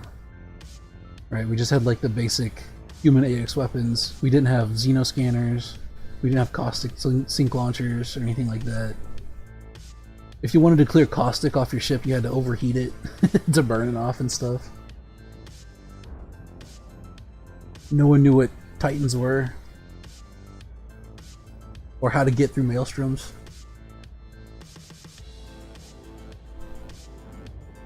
Stop trying to fight the Thargoids. Yeah, it's not for everyone, you know. It's one of those things that, if it appeals to you, go for it. If it doesn't, that's cool. There's still other stuff you can do, you know. People trying to get into it are getting in pretty late in the game, so there's a lot that they would have to kind of learn at this point.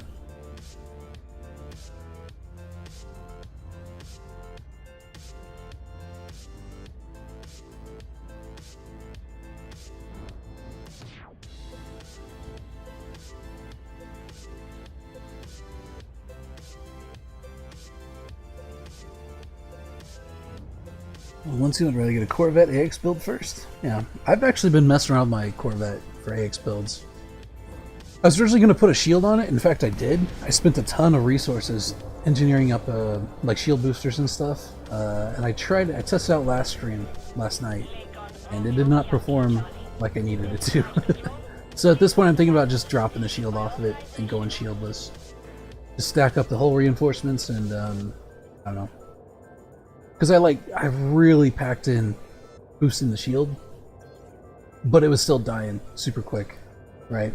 Thargoid gets you with its lightning and it just kills your shield anyway. And because it's such a powerful shield, it takes forever to boot up. It drains your system, which means you can't use heat sinks very well and stuff like that. It just wasn't worth it. So right now I'm trying to think of a way to do it without shields. Landing permitted. Prep for arrival on landing pad 38. Engineered and Guardian parts, which I have none of at the moment. Yeah, the Guardian grind is kind of annoying, because you have to actually get out to the Guardian ruins and stuff. If you want the like super high-end Guardian stuff. Luckily, if you're just looking for normal Guardian weapons, which Gauss cannons are probably the best, if you can get used to using them. Those you just have to unlock once, and you can buy as many as you want. Whereas like mod shards or modded plasmas and stuff like that, you have to actually farm for each gun that you get. Touchdown confirmed. Docking restraints engaged. Alright, let's get the Pleco.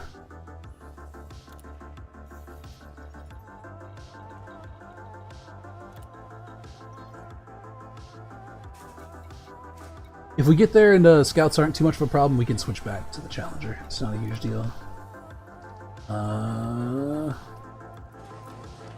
Want to put the flat cannon back on there.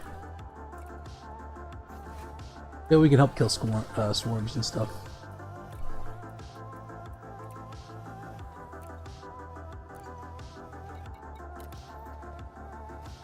Alright, we need limpets. That's right. Knew I was forgetting something.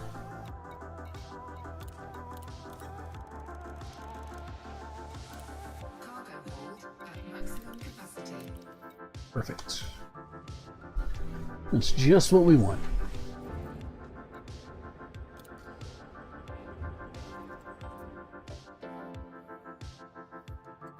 Okay, where was the one that we were looking for? It's Bernard Star. That's right. Where is it? There it is. Ship detach complete. Watch for oncoming traffic when passing through the airlock.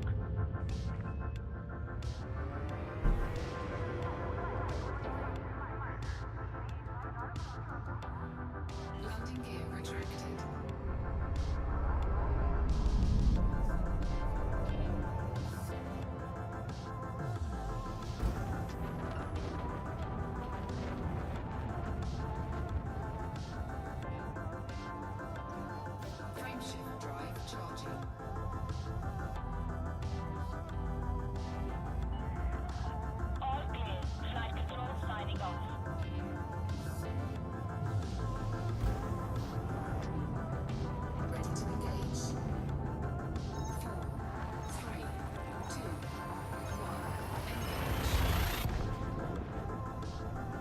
Gonna do trial and error with the Guardian weapon, see what works for me. Yeah, that's a good way to do it. If you're gonna fly out to Guardian sites to get the materials for it, I would just make a list. That way you know you're getting everything in one go. And that way you can unlock all of them and try them all out. The plasma chargers are fun. They're fun for killing scouts and stuff with. Gauss cannons tend to be the best in my opinion. The like regular shard cannons are, I found it really hard to use because they don't have a very good shot speed and they have a lot of spread. So you have to be like right on top of enemies to really use it. However, they do have their uses. They're really good in Titan bombing or damaging the core. So if you put them on your Titan bomber, make your run bombing the vents, and then you can use those on the vent whenever it pops up. The like heat, whatever, emergency heat ejection, whatever. The pineapple they call it. You know, so that's like a really good use for it, but I found it really hard to use in regular AX combat.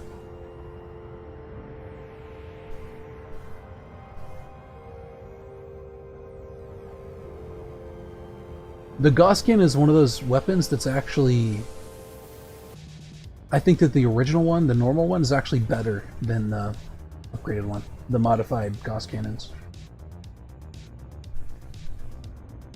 Right, because it doesn't have any engineering slots on it, so you can put anti-Guardian, the like Guardian protection field type thing, so you don't have to worry about anti-Guardian fields destroying it.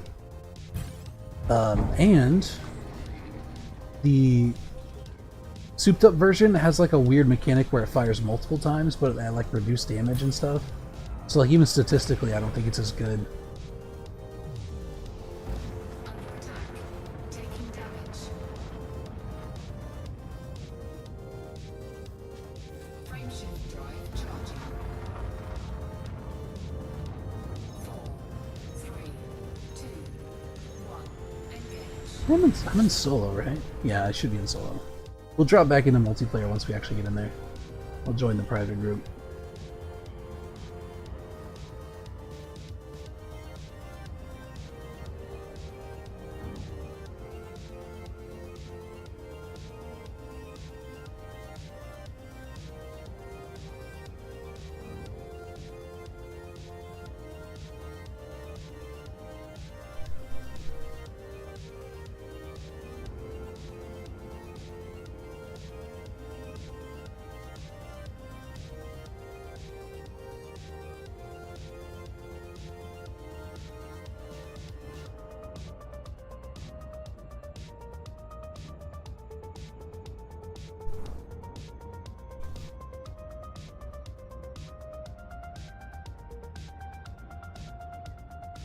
Needed a break from the game, to be honest. Yeah, that happens from time to time. I was actually doing Dark Souls 3 streams earlier this year, and I kind of had the same issue. Because I streamed all of Dark Souls 1 and 2 right after another, and I tried to do all 3, but I kind of got burned down on it. And I didn't want to press the issue, because if you try to force when you're burned out, you just wind up hating the game, you know what I mean? So I decided to take a little bit of a break from that. And I like to play other games too. I don't just play Elite. In fact, Payday 3 just released a new map today that I would like to stream at some point. So.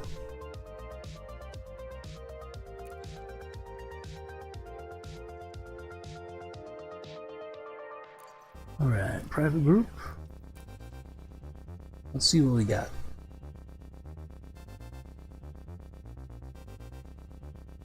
War Thunder is one I kept playing when I burned out. I've never played War Thunder. Is it good? Well, I mean, I guess if you kept playing it, it must be good, right? Must be worth the time. Let's see. I'm not seeing other players yet. But that doesn't mean they're not here. We might just be in our own instance, which is fine. Presumably other players will show up. It's so fun, but when you got someone to play with though, because it can be a bit annoying alone. Ah, I gotcha. Yeah, the main reason I've been playing so much Elite Dangerous now is just because they've got this whole Titan thing going on. Right? It's sort of like the culmination of the Thargoid War. And I've been doing, you know, streams for the Thargoid War for like a year now, so I don't know, it feels apropos just to like put the effort in to do it. That's not to say I don't like the game, I still find it really fun, but... Right, I don't necessarily feel burnt out per se, although I might once this is done. I will probably have to... Once all of this is finished and concluded, I probably will want to take a break from Elite for a little bit.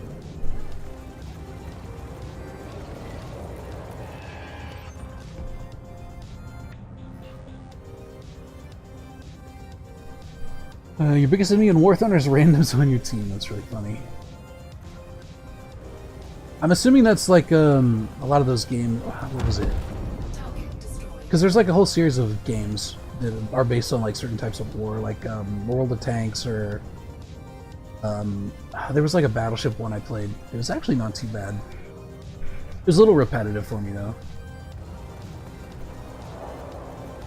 From what I understand, War Thunder is like combined arms type stuff, right? It's all those different things. Target destroyed. Warning. Caustic damage detected. World of Warships? Yeah, I think that was it. I saw Pipkin Pippa play it, and I was like, oh, that looks like fun. So I played it for a little bit, and I was like, yeah, I mean, it was fun, but it got a little old, too quick for me. Thargoid interceptors coming in hot. Watch yourself, Commander. I'm playing arcade mode though, because realistic is just a glorified air battle. Yeah. Whoop.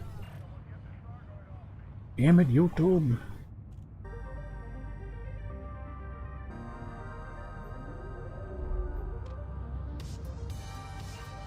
Alright, we got a Medusa and a Basilisk, which is not good for me, because this ship is not equipped for dealing with larger interceptors. I can solo Cyclopses in it. I can't do Basilisks and stuff. So maybe I will hop out and try to reload the instance. See if we can get one with some players in it.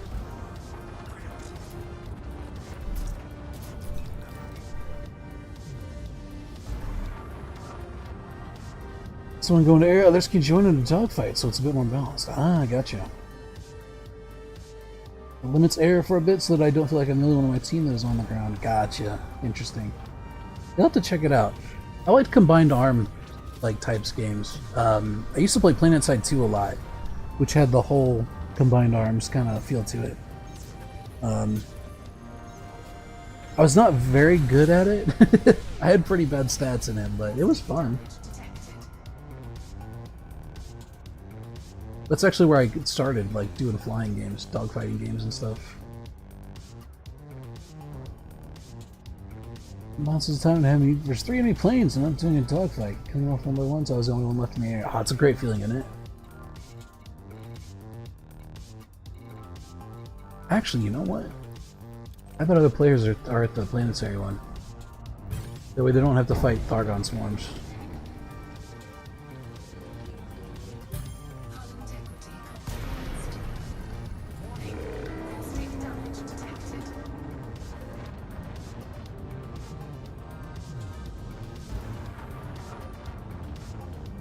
Ground 5 is being all sneaky and poop goes enemy tank. I actually have a running list. I've got a list here. It's a... Alright, you can hear it.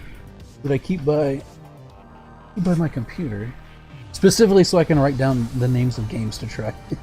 When people recommend stuff. I'll add that to it. And maybe I'll do some streams of it, I don't know. We'll see.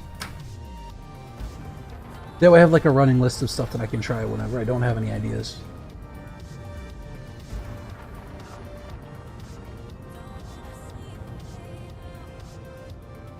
Frameshift drive charging.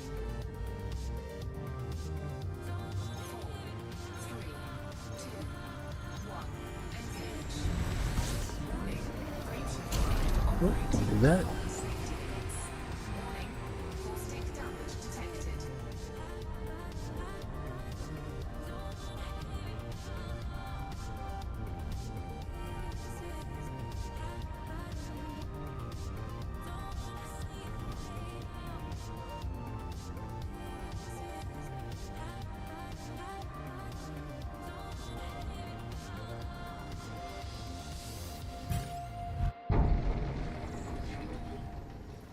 Is most are gone now? That's a fairly old game at this point, isn't it? Oh, they got fed up with the devs. That can also be a real issue with games. I've actually been in that position myself, where I don't know, just like certain things that devs do rub you the wrong way. You know what I mean? Frameshift drive charging. It definitely happens.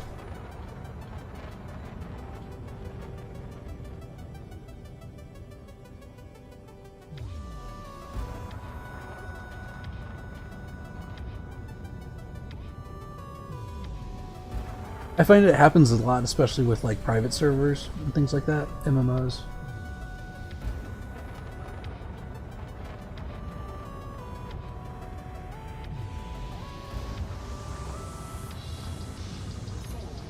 Three, two, one, engage.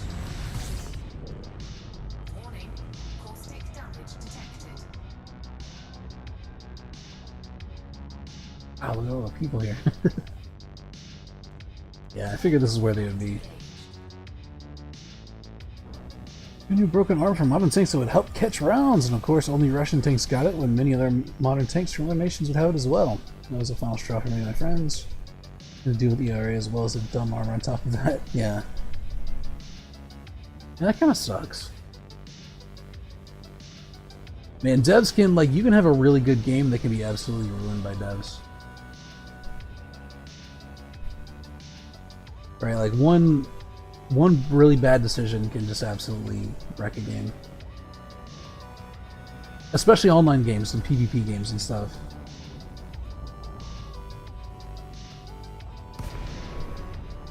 Warning, caustic damage detected.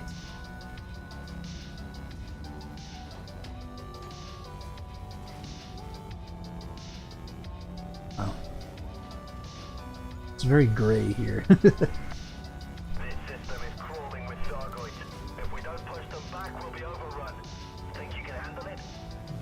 Good to have you on the team. Let's kill some Sargoids. Alright. I'm gonna go ahead and dock here real quick. And get repairs, get ammoed up. Then we'll hop in.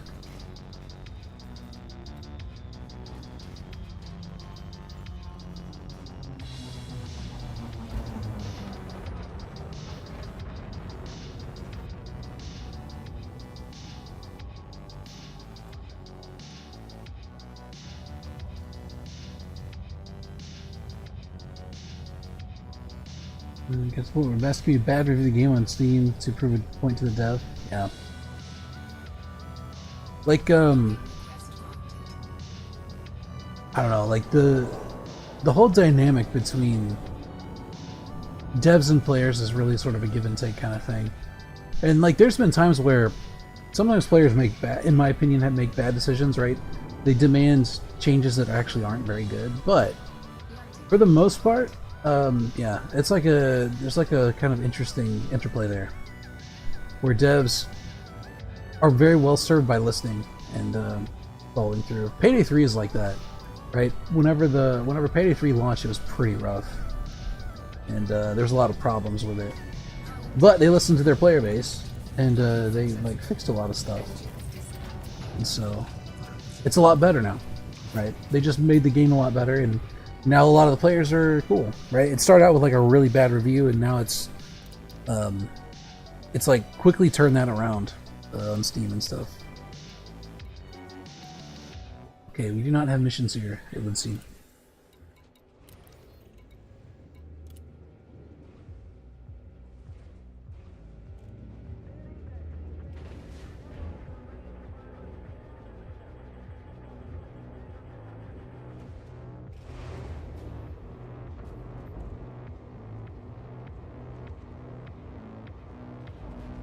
One of the games I mentioned before, PlanetSide 2, I used to primarily do air combat in that one. And I remember that I don't know, they did some weird decisions with air combat that I wasn't super fond of. They had air, so essentially what they wanted to do, and this was their stated design, is that they wanted to incorporate the air game into the wider war effort, right? Because at one point it was essentially just people, essentially just like ESFs, so those are the Empire Specific Fighters, really not doing anything except for dueling each other in areas like completely away from the war. And so they wanted to incorporate into the wider war effort. But the problem is that they had like AA guns on every base that anyone could use that would just like completely deter them from the area. And so they went through all these different like iterations of how to do this stuff, and there's just some really goofy choices they made. Like for instance, one of the planes you can get in that game is a bomber called the Liberator. And oh God, it's so hard to see my HUD elements here against the ground. There's a bomber called the Liberator, and it had like a belly gun on it. It was designed as a 3-man craft, so you had to have three. Well, you didn't have to have 3 people to man it, and that was the problem with it. Because what you'd have is players would hop in a Liberator as a solo person. They would equip a certain gun to the belly gun called the Dalton. It was like a big heavy hitter sort of belly gun bomber. It was like a cannon. And so they would hop in there, and you didn't have to actually... So in PlanetSide 1, you'd had to... If you wanted to swap seats, you would have to actually get out of the vehicle and move over to get to a different position to man the vehicle, right? It's like an actual military vehicle. They got rid of that in PlanetSide 2. So anyone who's inside the vehicle could instant swap, like hot swap to other seats, just with the press of a button. So what they would do is these people would get in a Liberator by themselves, fly it into an area around like the air game, and a Dalton cannon would one-shot a fighter. So they would fly up where all the fighters are, hot swap to the gun seat, just leave the plane gliding, and then they would have like a mobile platform that they could just one-shot fighters, superiority fighters in the area with, which like totally killed the whole point of like having fighters in an area providing cover or whatever. And so Liberators became like the main fighter, so to speak, and ESFs were just like relegated to not being able to do anything really besides like, you know, nerdy air duels or whatever. And so yeah, it was like a whole annoying thing that happened. Like for whatever reason they decided it was cool to just like let bombers fly in all different kinds of weird angles and glide and stuff. It was not great. It was not a good design choice. But they wanted to leave it in there because they were like, oh, it's emergent gameplay or whatever. But, you know, that's one of those instances where I'm like, sometimes the player base is not correct, right? Because a lot of the player base wanted that because it was a silly little thing that they could do, and it worked, and it was a good way to farm kills and stuff. But overall, it hurt the design of the game, because it essentially meant your bomber was your fighter, and then your fighter didn't have really a purpose. And so what they tried to do is to make the fighter into a bomber by giving them specialized air-to-ground things, like anti-infantry guns, right? So they wanted fighters to become like strafe bombers. And so suddenly you had a bunch of players who were trying to do the ground game, like in bases and stuff, and people who were flying ESFs were now just like ground shitters.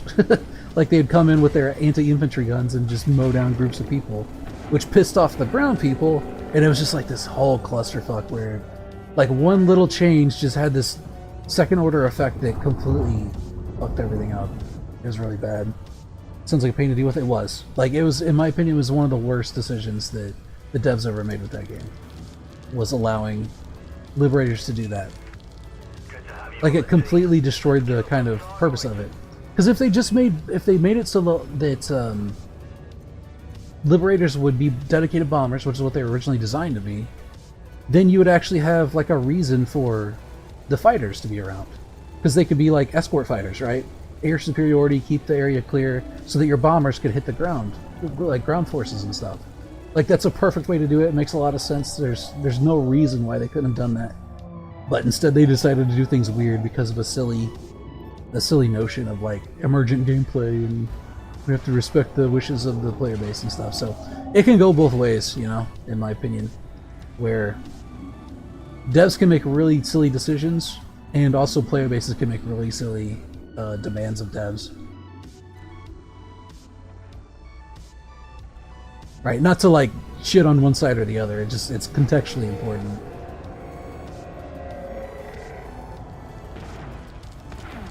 It's going in circles at that point, exactly. Like, yeah, it completely disrupted the flow of the game. And even to this day, I'm pretty sure that's how they still have it. Right? Because PlanetSide is an older game. And so, the people who play it now kind of are stuck in their ways and they're used to it. So they don't want things to change, really. And that's just kind of how it is. I feel like PlanetSide 2 could have been way more popular than it was. If they just, like, made better decisions on the dev side.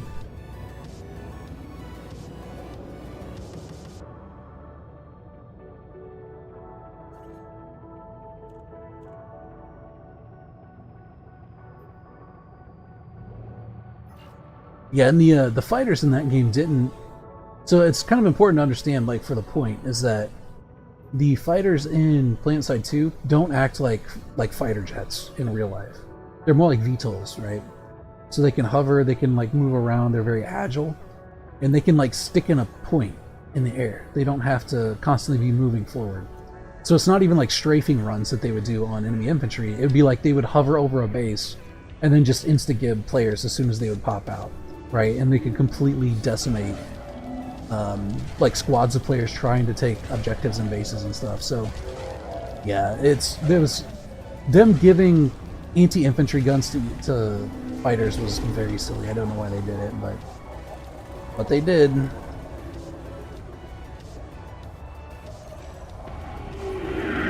It's kind of it's like a sticking point for me, unfortunately. Even after all these years, I'm like, God, it was such a dumb idea.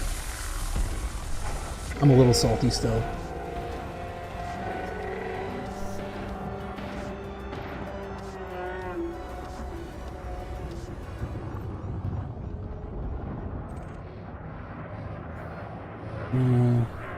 Especially focus on vehicles the nation used, and they didn't just copy paste from the Russian tech tree. Yeah,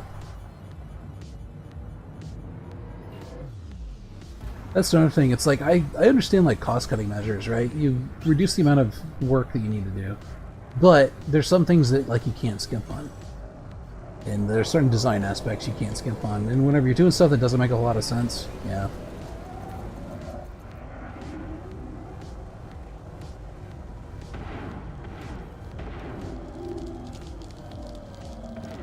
Because, like, at the end of the day, you know, they're trying to make money, but it's like saving as many man hours as possible is good and all, but once it starts to degrade the actual quality of the game to a certain degree, you just can't do that, you know?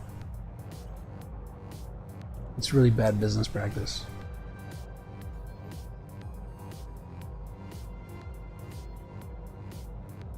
So long as every tech tree now is Russian vehicles, huh? Yeah.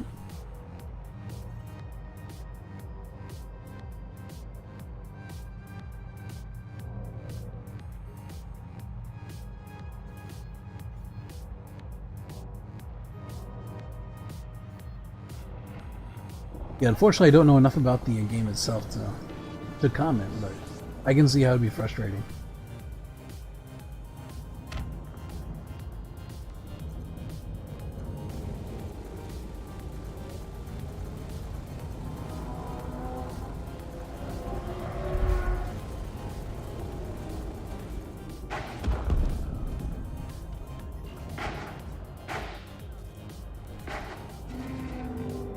Whoop.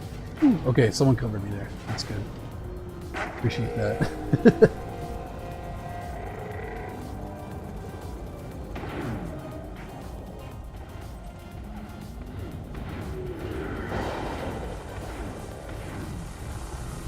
So we can't really help with hearts on these guys because they're killing them too quick.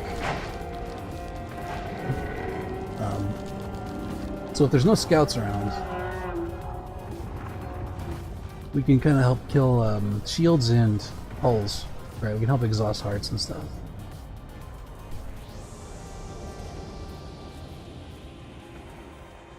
The heck? There's like a... That was weird. I saw like I saw a pip inside the base somewhere.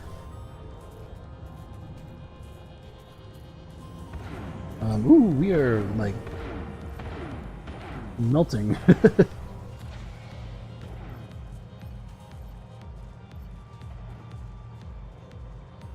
Hunter? I don't know. It might have just been like a scout or something stuck inside the base. Sometimes that happens. I'm actually gonna dock real quick and get this fixed up.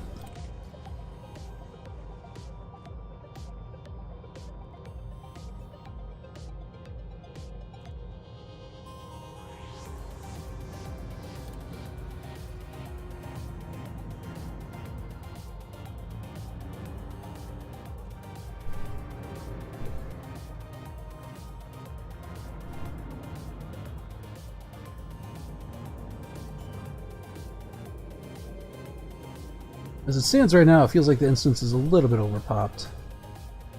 But that's okay. Once we get to harder phases, that'll be fine. The more the merrier.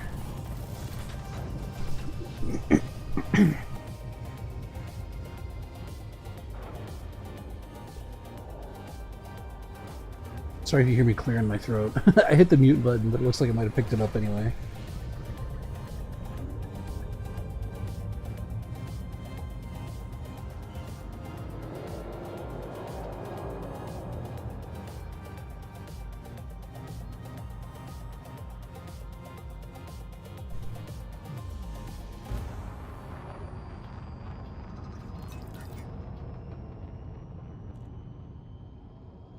Winning for season ending game because the scenario of the season was just dumb. It's like the devs have never experienced a negative 25 degree winter before.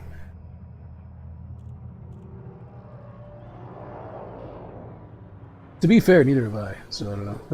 I can't comment too much on it. It gets kind of cold where I am, but not quite to negative 25. Well, actually, how much is that in Fahrenheit?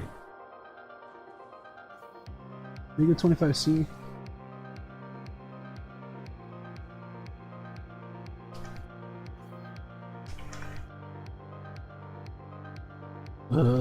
Negative 13 Fahrenheit. Okay, actually, I probably have actually had something at least close to that. I don't know if it's actually been 13 or not, but we get like, you know, negative 5 to 10 here in Missouri sometimes.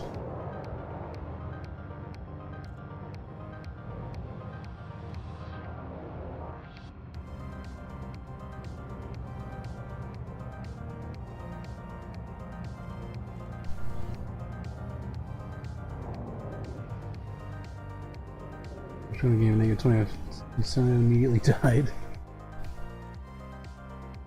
They got that mega frostbite going on, you know.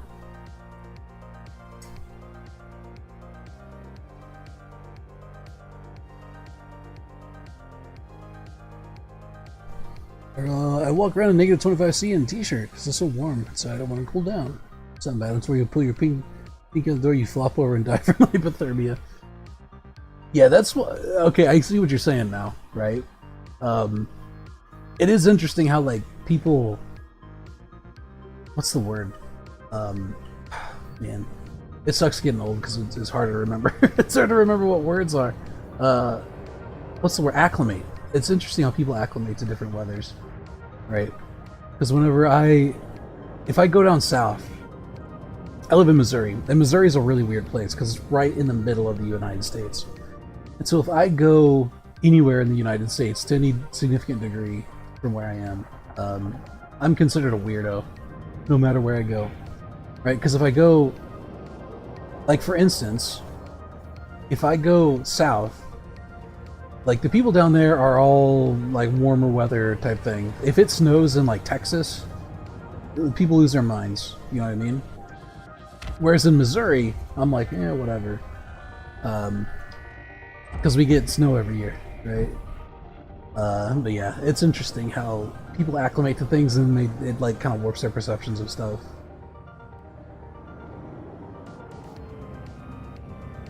There was a thing, it was not too long ago, I'm trying to remember what it was.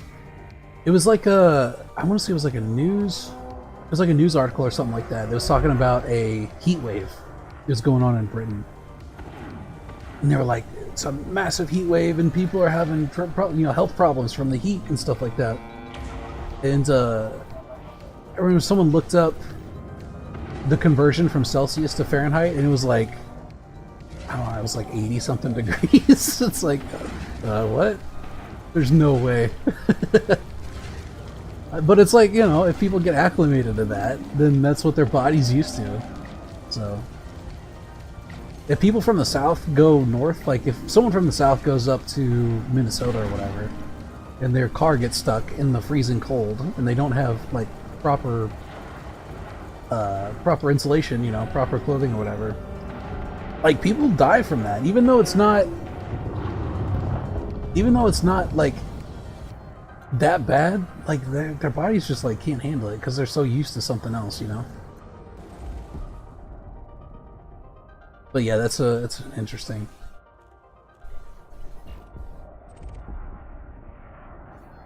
(68 Fahrenheit was a summer when I reached 113 Fahrenheit where I live. At least at my freezer.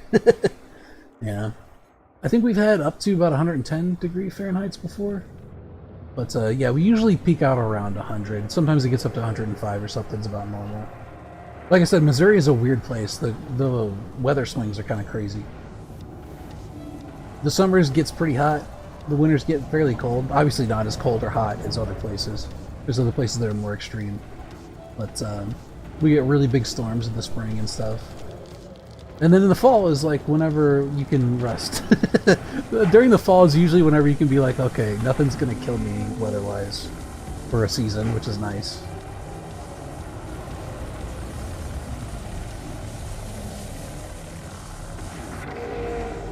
But yeah, it's first something about being where it is geographically located.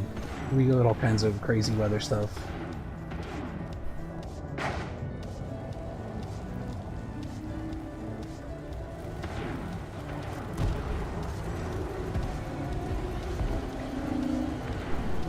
I want to say the hottest summer I can remember is probably like 112, something like that. And there were like birds dying and stuff. It's pretty sad.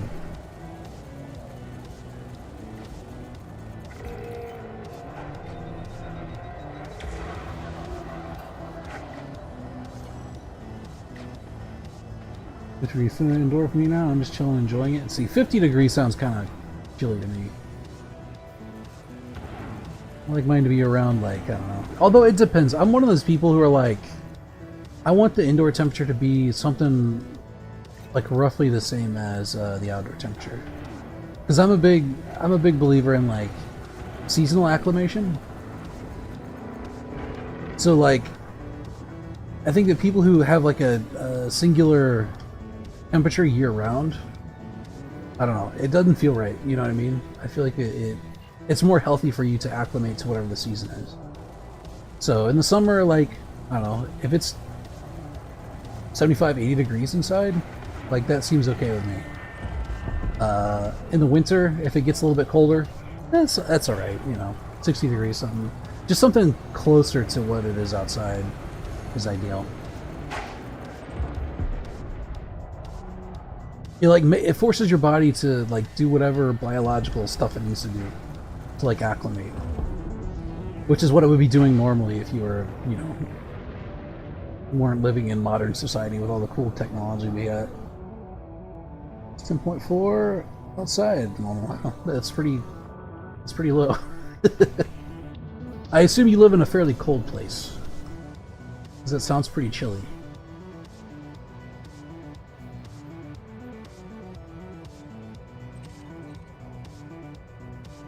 Scandinavia, yep. That'll do it.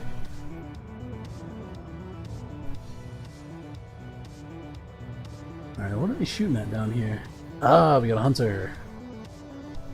That's my cue.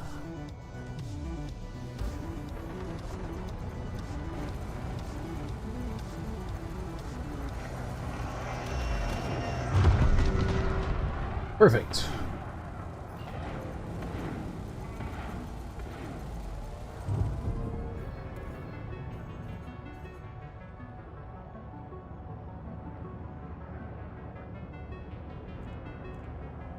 Okay, do we got Hydras now, I assume? Hydras coming in? I don't know how useful I'll be here. I can keep the scouts dead. Keep the buggies off them and stuff.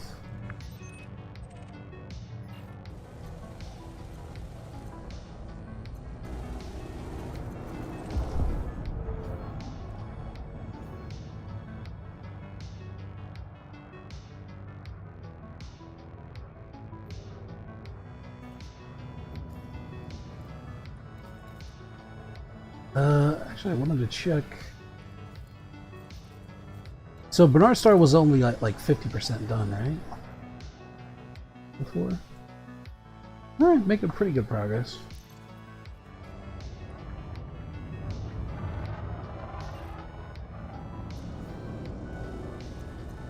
Alright, I'm just gonna help them chip away at this thing because there's no way I'm gonna be able to do very much substantial against it. I can do like little tiny damage to its hull over time, I guess, with the machine guns, but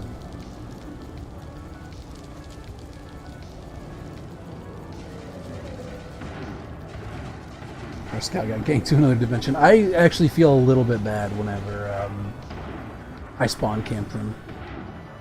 Right, you see a scout coming in, this little dark cloud in space, little dimensional rift or whatever it is, and you just like sit out there waiting for it to pop in, and it comes in 5 seconds later, it's dead.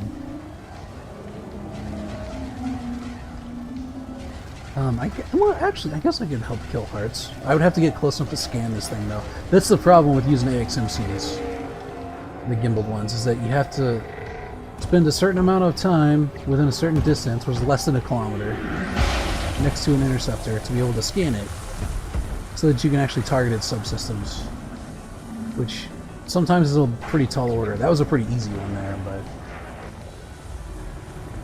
usually it's not that easy. They zoom around a lot.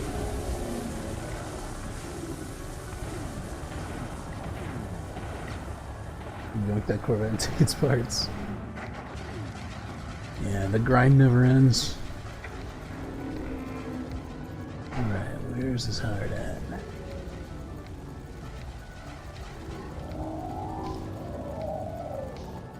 There it is.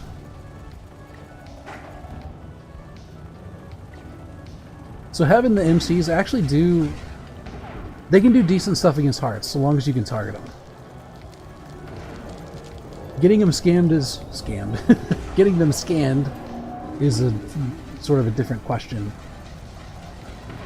But as long as you can target the hearts with gimbaled AXMCs, it's actually not bad damage, even against higher level interceptors.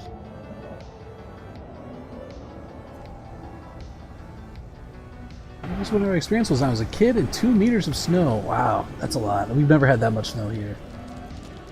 Did you keep the cats indoors because they couldn't walk around outside? Wow, yeah, I bet. Jeez. I want to say the most. So my memory is like kind of warped here, because I remember a winter where we had snow that was up to my waist. The problem is I don't exactly remember how old I was, and I think I was fairly young. So whenever I say up to my waist, it was probably only, I don't know, maybe 3 foot? No, it would be way less than that, wouldn't it? It'd be like 2 foot, 2.5 foot, something like that. If you think of like a kid who's in his, like, I don't know, 6 or 7, right? So in reality, it's only like 2 or 3 feet or whatever. But at the time, I was like, "Holy moly, it's so much snow!" I was 9 years old at the time. Yeah, you get some crazy like snowy winter up there in Scandinavia, right? Like kind of known for that.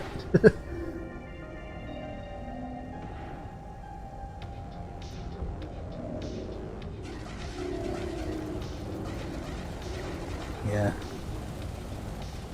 Remember the snow being about my dad? That's crazy. Yeah, we've never had anything like that in Missouri. Like I said, Missouri gets crazy weather, but nothing like that.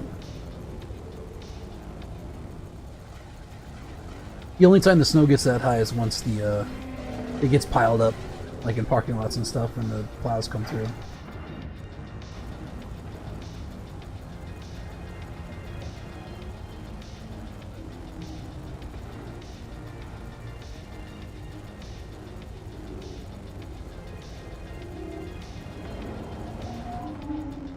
Okay, I should probably target the heart. Where's that? There it is.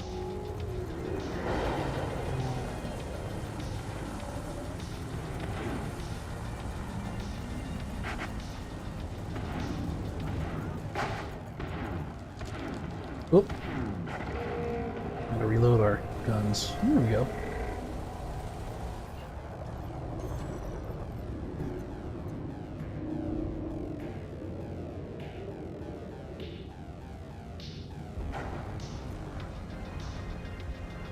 I'll take down this shield on this guy.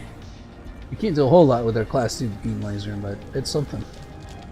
At least we're contributing. It's fun though, because we could jump off the roof of the house and into snow piles. Sounds awesome. It's like that's like one of those crazy kid things that sounds amazing, right?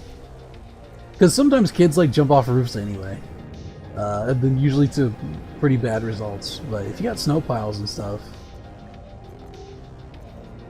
I remember whenever I was a kid, because I grew up pretty rural, and when I say pretty rural, I mean really rural. There was I kind of lived in the middle of a region that has a lot of oak hickory trees. And I remember being a kid wanting to, like, in the fall, wanting to get as many leaves together as possible to jump off the roof, into leaves, and it's like, you know, the parents come in and they're like, listen, this is not a good idea. Don't do that. Don't even try it. We don't want to have to take you to the hospital again, sort of thing. But, like, if you do that as a kid, man, that sounds amazing. That's like premium childhood experience sort of thing.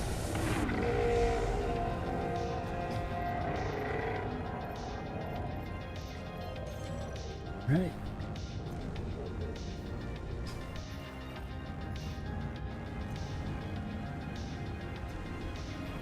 Whoops, that's the wrong interceptor. Isn't that too soft? Yes. It is definitely too soft. It is not something that I would advise doing, because it sounds like a good way to break your legs. Search up Norwegian archaeology beam on Google. Go to the images, you probably see the stereotypical Norwegian winter.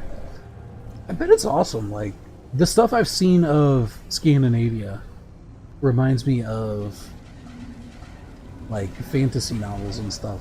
And, like, that might be, like, a bias thing, right? Because it's like selection bias, where you see pictures of certain countries and things, and the reason that there are pictures of it is because there's a pretty part of it that someone took a picture of, you know what I mean? But, like, the stuff I've seen of Scandinavia looks really cool.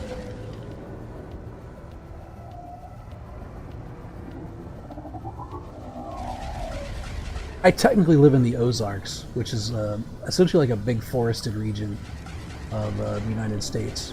It's sort of like culturally, it's like the little brother of Appalachia.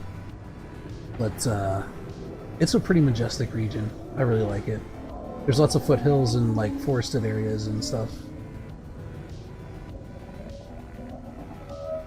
It's very secluded, which is why I like it. And it's not a huge region either, so a lot of people don't really know about it. But it's absolutely beautiful in the fall and in the winter, right? Because in the fall, it's packed with so many trees and stuff that, you know, you get the whole fall experience with color changing and stuff. And in the winter, you know, you get these big areas that are all covered in snow and stuff. It's cool. I really like it. That could just be my bias talking because it's where I grew up, though, right? Look at my forest. It's just dense forest as far as I can see. See, I love that stuff. I know a lot of people who live in cities and they swear by them, but man, I like my more rural areas personally. Again, that could just be biased of where I grew up, but the few times I've been to cities, I have not been super impressed, if I'm being honest. Giant pine forest here, so it's snowing. You can see clouds pile up on top of the trees. That's cool. We don't have much in the way of pine, like, around where I grew up. There are some, like, areas that are pine forests here, but there's not that many. Although I like those too.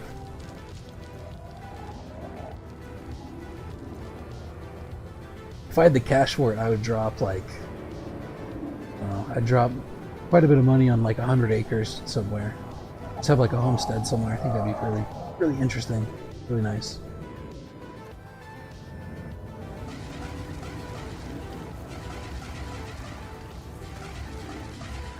Oh, my distributor's out.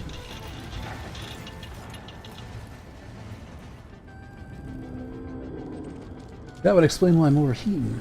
Because my weapons capacitor's empty. Let's go back and repair. Will I walk for many days, never have to leave the forest here? Yeah, I'm not sure. I mean, the Ozarks is I know I said it's not a very big region, but that's because I'm comparing it to other areas of the United States. Relative to other areas of the United States, it's not very big. But like in terms of relative to an individual, it's pretty huge, right? It covers multiple states and stuff. So yeah, I know the feeling, and it's pretty cool.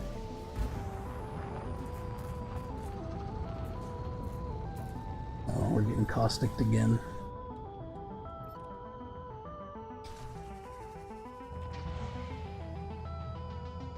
There's something about like isolation that I really like.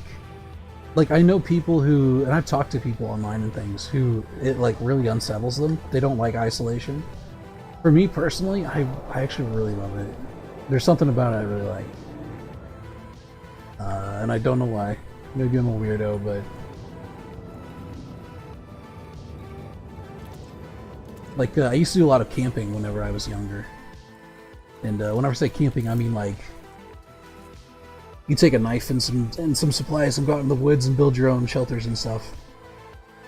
And that's pretty interesting. I really like doing that. Nighttime driving during winter when it's snowing, it's just so cozy. I'm of two minds about that. I also like driving when it's snowing because it's very cozy, and also it scares me a little bit because everything's snowy and and I feel like accidents can occur more often, but I know the feeling. I know what you're talking about. See, my time the sun goes down between 2 and 3 p.m. for me. Yeah, I don't know if that's something I can get used to. Because it's the same with people who live in Alaska in the United States, right? You're at a certain latitude or whatever that time works differently than everywhere else, right? It's like you have a lot shorter days and stuff. I don't know if I could get used to that. Yeah, let's go ahead and turn these back on so we can target the freaking base so we can dock.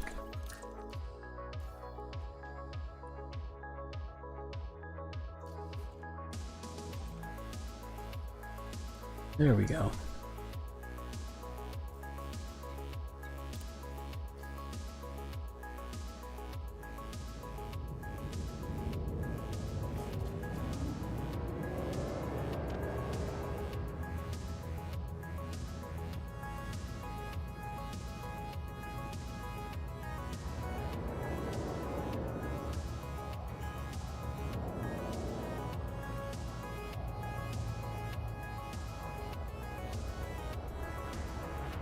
This is the right pad, right? Should be, yeah. Make sure I'm not, like, getting in front of someone.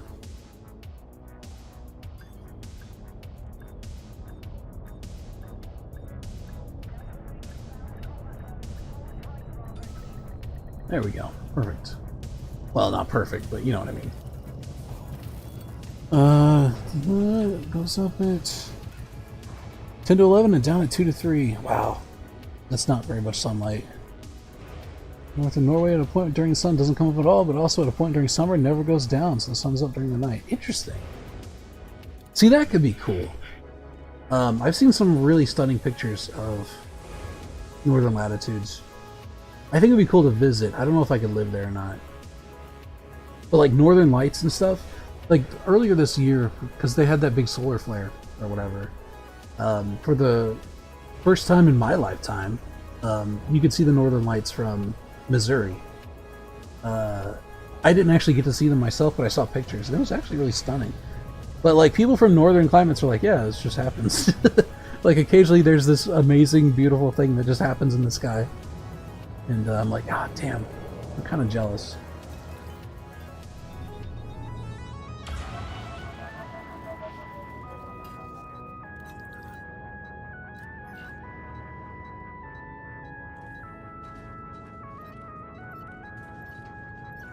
The most awe-inspiring things we have here are tornadoes, which is not nearly as whimsical.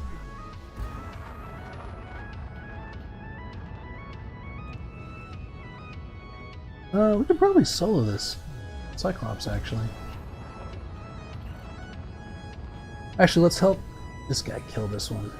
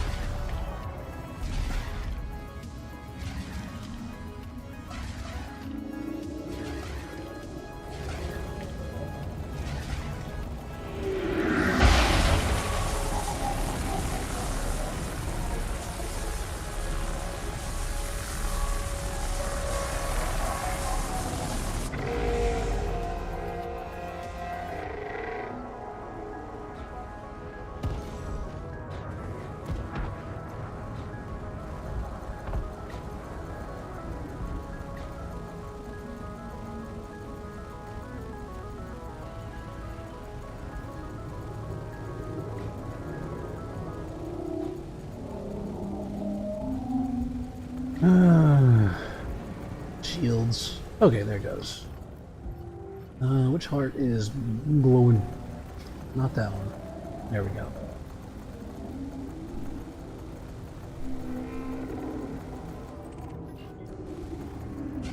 So this just goes to show that like you don't have to have the Super Guardian stuff to be effective at doing AX stuff. It's just a matter of like kind of learning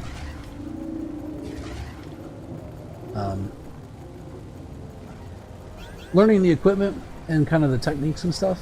Right, you can take out the lowest class of interceptors, which can still net you quite a lot of stuff, and you can still help with the larger interceptors too, in multiplayer instances. So like I don't have any Guardian tech on this ship at all, but you know you can still contribute in AX things, so which is nice because I feel like a lot of players, because they don't have the top of the line stuff, they don't feel like they can do anything in these, and that's not necessarily true. You won't be able to do as much heavy lifting on the like higher end, but you can still do quite a bit. It's never meet the lower class. Yeah, that's why I say it's helpful to be in a multiplayer instance, right? So you can let other players do a lot of the heavy lifting for that stuff. But there's usually quite a few targets as far as scouts and things. But this is actually a really good way to learn how to cold orbit. Right? So the ship I'm flying now is a Federal Assault ship, which you do have to unlock with Federal Navy rank. But there are other ships that you can do the same thing with. Just a matter of picking a good one. In fact, I thought about maybe trying to do like a total beginner ship, right? Someone who's brand new to the game, like take a set amount of money and then see if you can make the best AX ship possible with it, right? But I don't know. It might be too late to do it at this point. So you have the Titans probably going to be blowing up next week, but we'll see. I have to rank for it so I can get it. I really like the Federal Assault ship. I think it's the best of them. The Federal Gunship, I was going to upgrade this ship to the Federal Gunship, but it doesn't fly fast enough for AX combat. It's too slow. So I had to scotch that idea. But the Federal Assault ship is really nice. It's a good all-arounder. It's got 2 Class 3 hardpoints on it. That's why I've got the enhanced, the Azimuth enhanced multi-cannons on it, AX ones, and it does really good. That's why I can kill scouts so fast with it. Then you also got that extra 2, you got 2 more Class 2 hardpoints.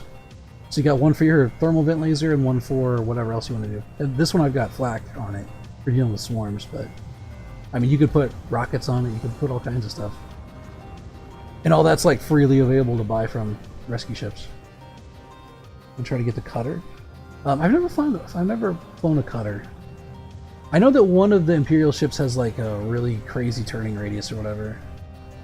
The joke is that the turns are measured in centuries or something like that. People on the AX side talk about one of them. I don't remember if it's the cutter or the courier, but it's one of those. The Imperial ships look neat. I don't know, but I've never tried them. So unfortunately I don't have any input on those. No useful input anyway.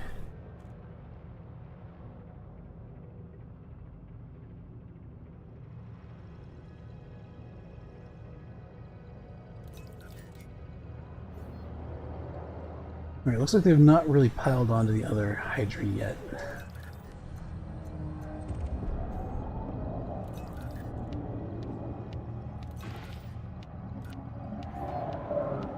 So we'll keep swatting scouts,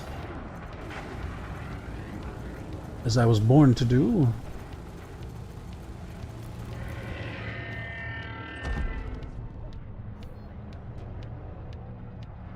I like how you have this like difference between like sci-fi ship aesthetics, because there's like 2 different aesthetics, right? Well, there's probably more, but there's 2 distinct ones for sci-fi spaceships.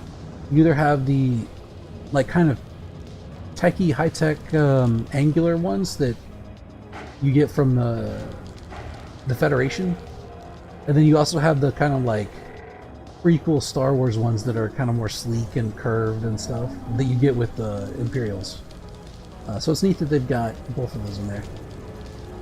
So that, you know, you don't have stuff look too samey. Python's Rescue Knights for Scouts has 3 of the exact enhanced AXMCs. Yeah, that will tear through Scouts pretty quick. Okay, I need to get a scan on this guy, which means I'm going to have to get within a kilometer without getting my ass shot by by all the other commanders here.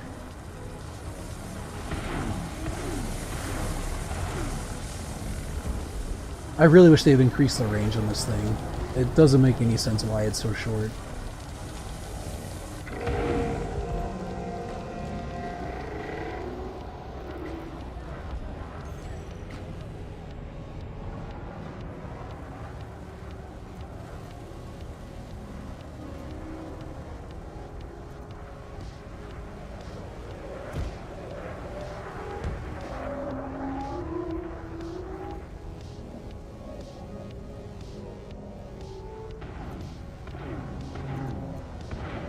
Once the shield goes, we can start working on the hull, and we can kill the hearts. Help kill the hearts, rather.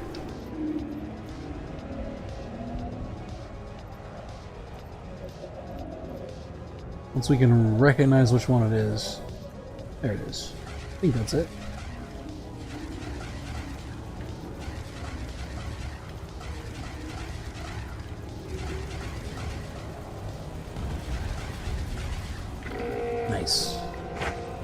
Nice. So, you know, even gimbaled AXMC weapons, like human ones, they can still help, even with big interceptors, is the takeaway here. Just a matter of knowing when to use it and how to use it. You won't be able to solo anything bigger than a Cyclops in one, really. I guess you might be able to theoretically do it with a lot of them or something, but you can still help out. You can definitely still contribute.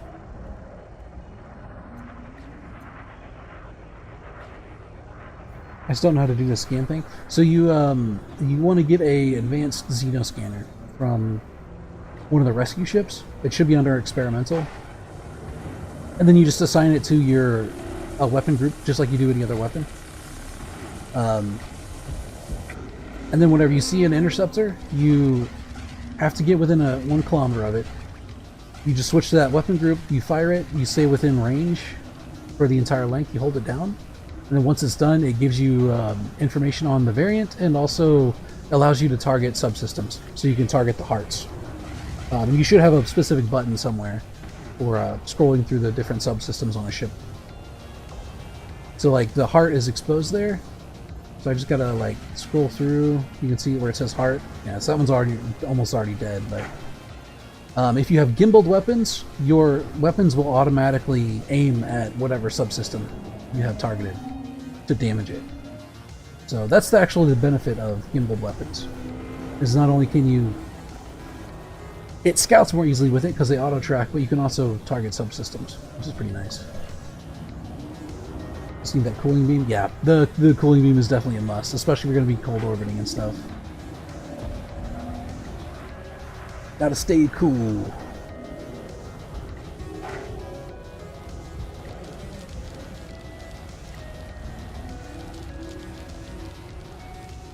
Yeah, I can show you how it works on the next interceptor if you want. The Xeno scanner.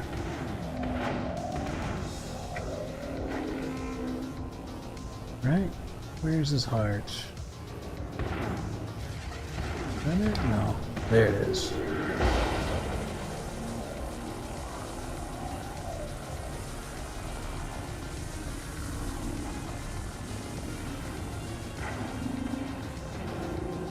So as a general rule, when it comes to the thermal vent lasers, the larger the laser, the better the cooling, I find. So if you have like a couple Class 1 points, it might be worth it to get a couple thermal vents on it. depending on how hot your ship ship gets, you know.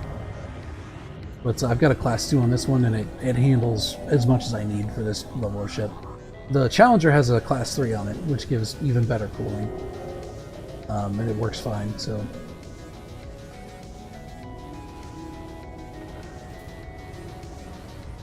Whoop, hold on. Getting shot from an interceptor somewhere.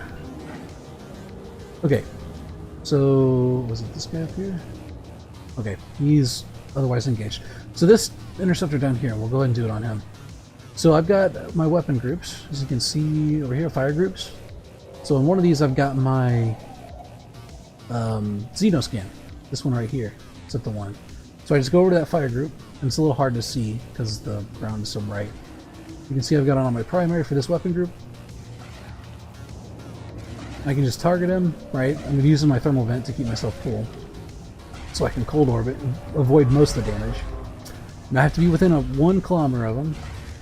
I have to stay within 1 kilometer of him, which can be kind of tough sometimes. But I just hold down primary and let the Xenoscanner do its work. Oh, he's moving, so I need to stick on him. If it gets out of 1 kilometer, it's not the end of the world. You can hold it. You just got to get back within 1 kilometer and it'll continue. But if you release it, it'll stop. You'll have to do it all over again. Right, so now he's scanned. And at this point, I can go back to my guns.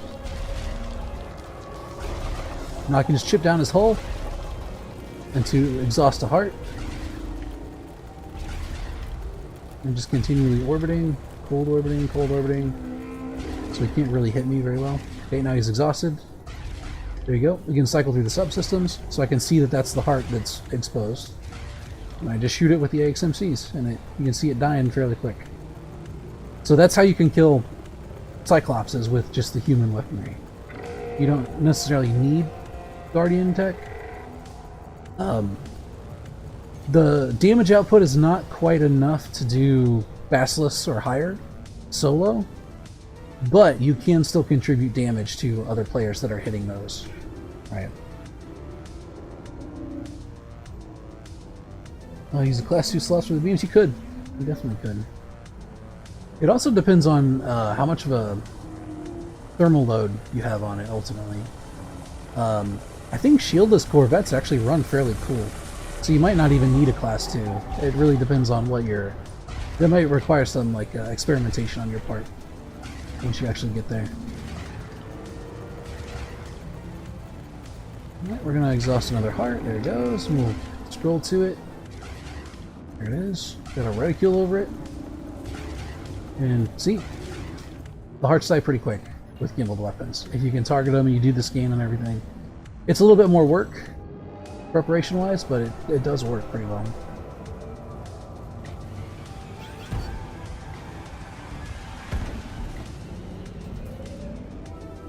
And you can see the subsystem that you're targeting in the little information box in the bottom left there. So it'll tell you what you're targeting, and you'll also get a little reticule that actually shows up on the ship, like a little overlay.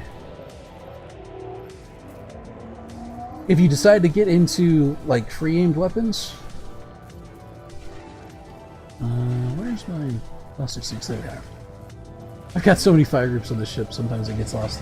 If you decide to get into like free-aimed weapons, if you're fighting human ships, you can naturally scan through their subsystems automatically. You don't have to scan them or anything like that. Your normal human scanners do that automatically. And it'll give you a targeting reticule. So like, if I was doing bounty hunting or something like that, which I occasionally do with my Mamba, I'll go find human ships, like I find a target, do the warrant scanning and all that kind of stuff. And then whenever I actually go into attack, I might scan, like scroll through his subsystems until I find the power plant. And it'll give me like a little targeting reticule on the ship itself that I can target. And if you can destroy a power plant of a ship, it'll automatically blow up. You don't have to kill the hull. So that's also things to take into consideration. You can like take out enemy weapons systems and stuff like that, which is pretty nice. It just gives you a little bit of like strategic options. Great job, Ace. We couldn't have done it without you. You kill the heart. There we go. And you can see that's the target you're going to kill there. It's like a little red box underneath the whatever you call that, the little aiming dots.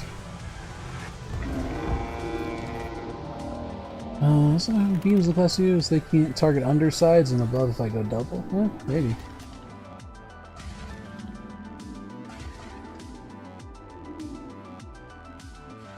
Yeah, that's a good point. I see what you're saying. The only thing you'd have to consider is, you know, sideways, but that's not too much of an issue because you would always have one on either side at least. It's free to do it, and if you're maintaining a certain distance, it wouldn't matter anyway. I don't think.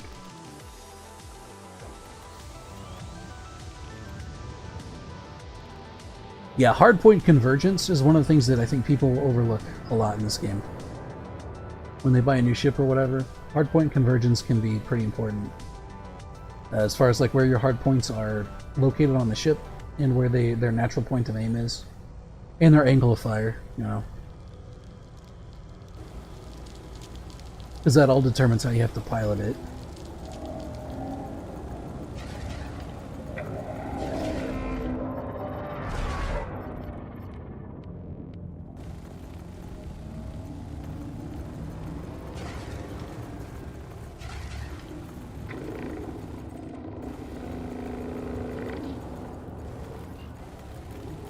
Alright, we'll probably have to deal with one more shield and then this guy will be done for.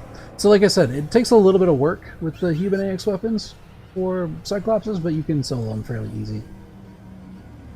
Once you get the hang of it. For anyone who might be interested in trying it, it is possible. And it's actually like probable even, right? It's a reliable method you can lock down to be able to kill Cyclopses fairly easily. It's not like something you have to get lucky with or whatever.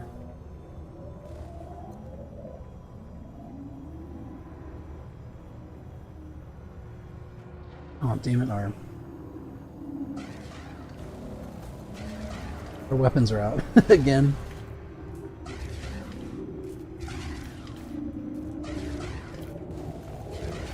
There we go. Let me just finish them off real quick. There we go. Yeah, they keep blowing my distributor somehow. That doesn't happen very often. Like gimbal, so I can focus more on the flying then? Yeah.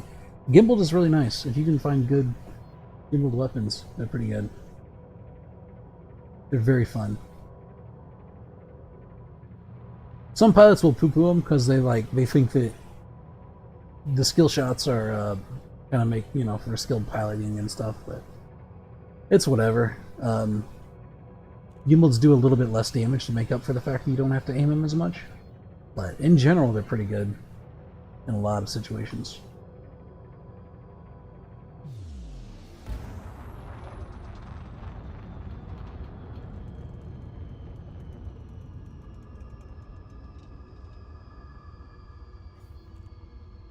I'm a casual player, so I don't care if I'm skilled or not. Yeah, I'm sort of the same way. I've talked about the AXI before, the Anti-Xeno Initiative, and they have Discord ranks. So if you can solo certain levels of interceptors, you get special ranks within it. And I've been at the Cyclops level for ages, just because it's so much of a hassle to like get in and find a proper instance. Because if there are any friendly ships, even NPCs in the area, you can't get the rank, right? Because you have to submit a screenshot of the interceptor blowing up along with the combat bond you got and with your radar. And if there's any like green markers in there, then you can't get the solo ranks, right? It nullifies your submission. And so there's these things where you go out and you're like trying to hunt down instances where you can find interceptors, where one you're actually fighting a solo interceptor and not multiple Thargoids at the same time. But two, like you'll find a good instance finally where you've got like one interceptor and you're taking it down and you're soloing it, and you get halfway through the fight and suddenly like a friendly AX ship jumps in, like an NPC, and it's like, ah, oh, damn it, right? Because it nullifies the whole thing. So that's the whole reason that I haven't really done a whole lot with those ranks, because I'm kind of the same way. I'm like, whatever. I want the ranks, like it's cool to be able to brag or whatever, but at the end of the day, I kind of just want to have fun and play the game.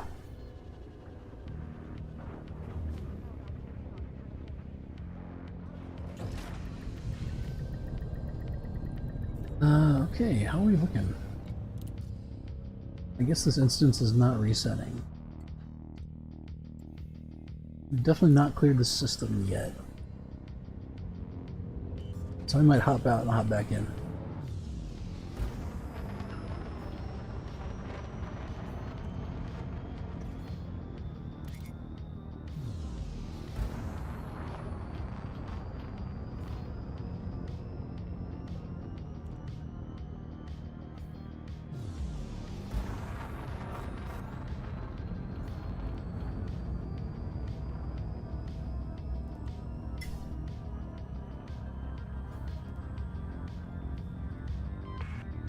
More Thargoids incoming. Hey, never mind. There it goes.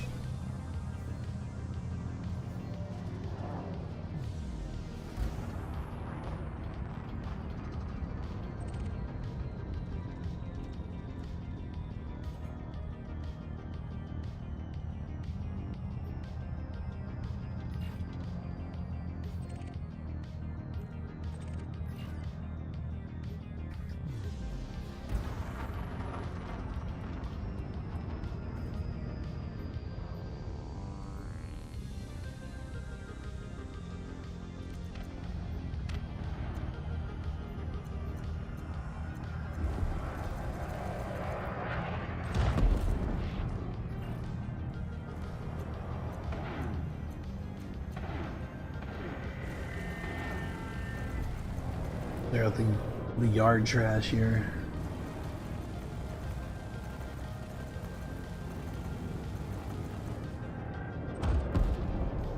See, this is what I like to see. I like it when there's lots of scouts. When I'm in the Pleco, that is. If I'm in my other ship, I'm like, there's so many scouts.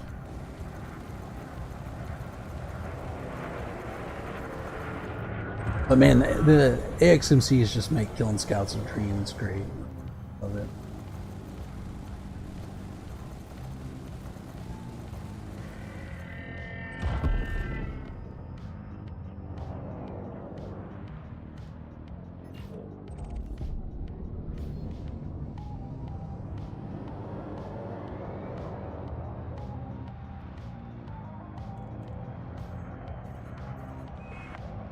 Thargoid interceptors coming in hot.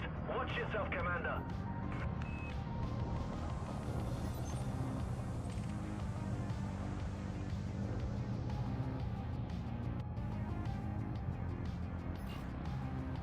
Ooh, Basilisk.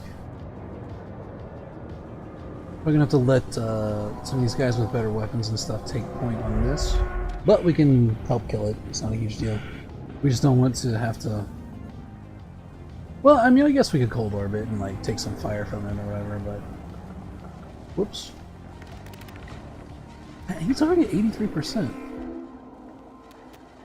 I guess they just like laid into him as soon as he popped in with shard cannons or something.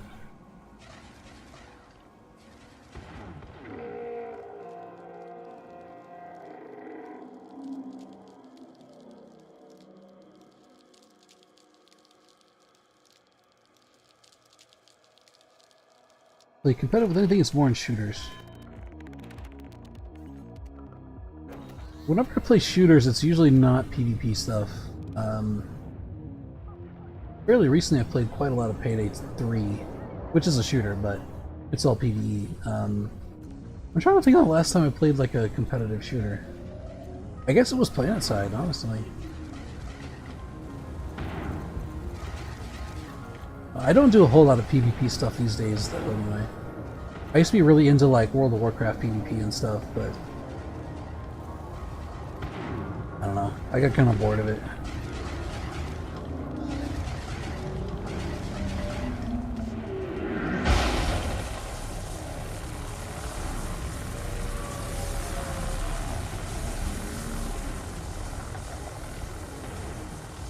Alright, try to get the scan off. Might be able to do. Here we go.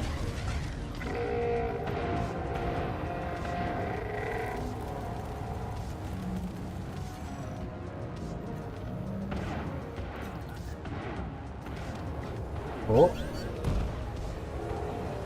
Oh, I thought he was looking at me there for a second. But we're good. The survival shooter on PvE server is competition sort of to deal the most damage to world bosses. I heard it was 3.5 million damage to world boss. Wow, that's pretty good. What's the game?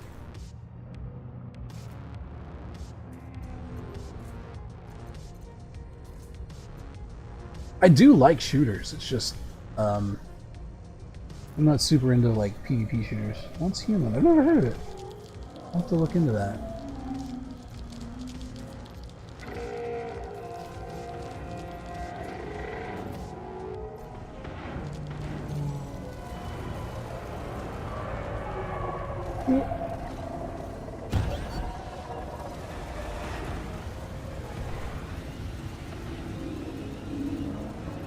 Cool, we are immediately caustic up again. Let me get rid of that.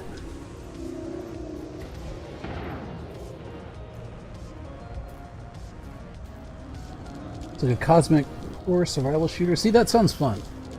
That's the kind of shooter that I think I'd be interested in.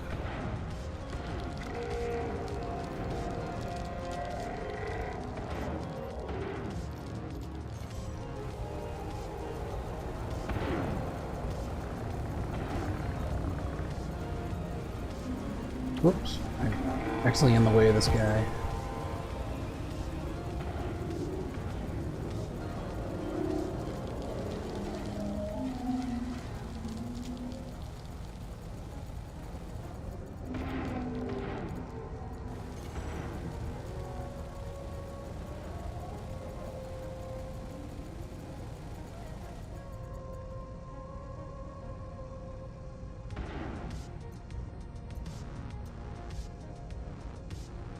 Actually, I better write that down before I forget. No, we have to chase down this basilisk.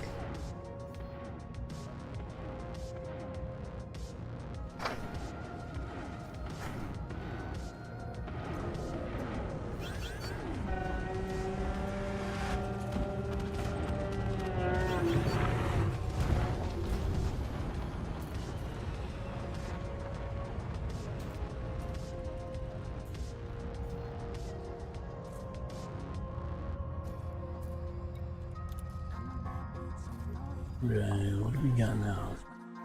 Yeah, we hasn't ticked up recently, looks like. It tends to tick it in like little batches from here and there.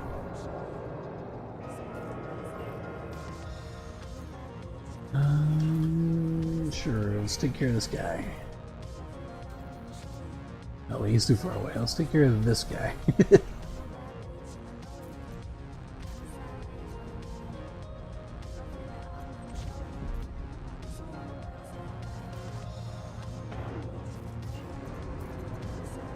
So there should be a drop campaign going on now for Elite. They're giving away like Christmassy paint jobs and stuff. So hopefully you're getting credit for that if you're watching.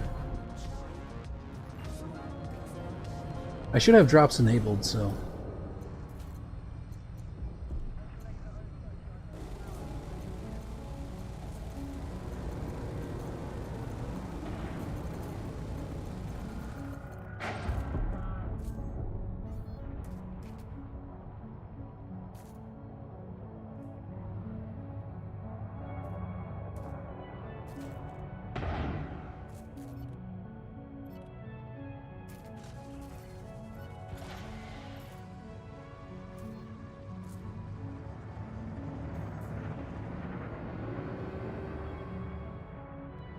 Don't really notice drops on trips. Honestly, I don't either most of the time. The only time I know there's drops going on is whenever I get like a notification that tells me so. Because I've watched a certain amount of a stream. I usually don't pay attention to the like what campaigns are running and stuff, but evidently there's one for Elite going on throughout December. So, in case anyone's interested.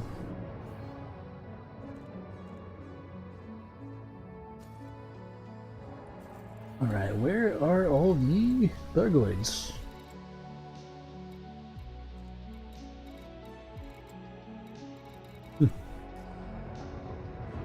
guess we're waiting for more to spawn in. Either that or they're like too far away to see you at the moment.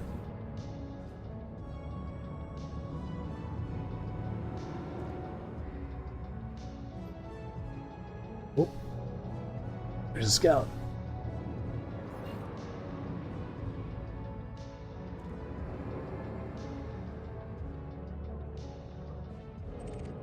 Never mind. Right, I guess we're gonna chill for a little bit until we get more targets.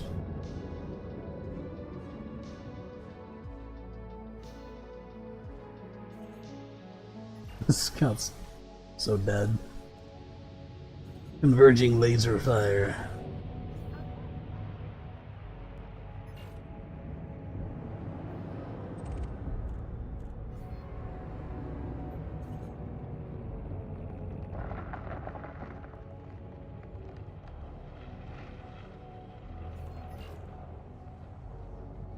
Yeah, here's one. We're gonna scope spawn camp him and then feel bad.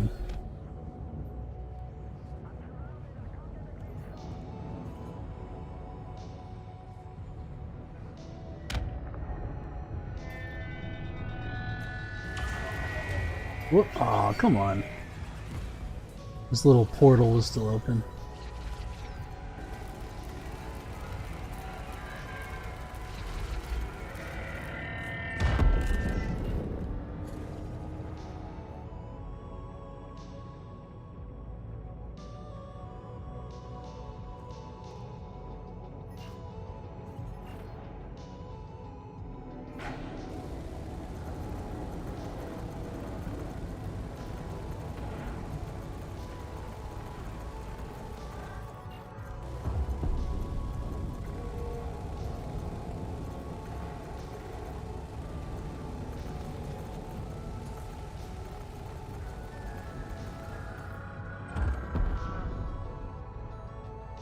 What I saw was that bounce will be able to ricochet off the air even if no enemies are around and the trigger chance looked to be higher and they bounce toward targets.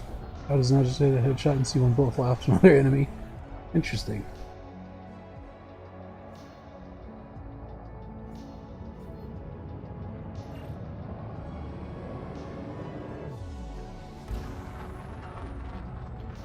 I'm trying to think of other shooters that I play, like first-person shooters. I like Payday 3. Deep Rock Galactic is one that I have a lot of fun with. It's more of like an arcadey type thing, but it's pretty fun. I think what else? I played some Elite Dangerous, not Elite Dangerous, some Sniper Elite, Nazi Zombie Army not too long ago. I like those, those are pretty fun. They're a little goofy, but they're a good time.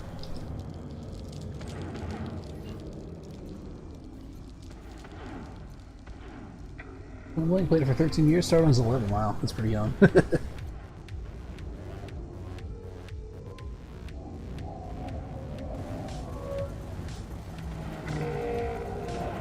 want to say my first foray into online gaming was probably EverQuest, way back in the day. I was probably about 12. I was like the stereotypical 12-year-old on the internet. Well, I didn't call people like horrible names and stuff. It wasn't like Xbox Live typical, but you know.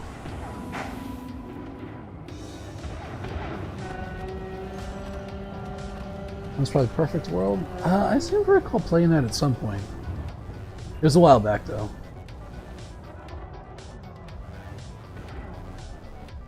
Yeah, I played EverQuest for a little bit. I didn't get very far in it because I was still fairly young and didn't have like the I didn't have the attention span of an adult, you know. But I really liked it. That was interesting. The concept of having an online game like blew my mind, like an MMO. After that, I played a game called Shadowbane, which is no longer running, but it was really fun and it was pretty hardcore PvP. That game was cool because you could like build your own cities and stuff. Most of the map was like empty, and so you'd go out into the world and like you would have a guild, which could be part of like a larger guild called a nation, and you'd build cities, right? And you'd build these giant kingdoms and stuff, and then other players, other nations and guilds could come and siege your cities and destroy them and things. And they would like run for a season until one nation took over the entire map, and then they would reset it. It was pretty fun. Sounds fun, yeah.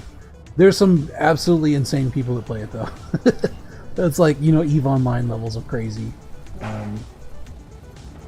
People get really into that game, right? It's like it becomes like a job for them to farm and stuff, farming disciplines and gold and resources and things.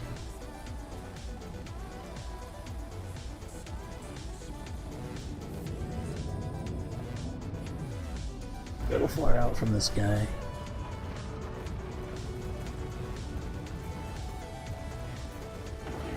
There we go. That's more like it.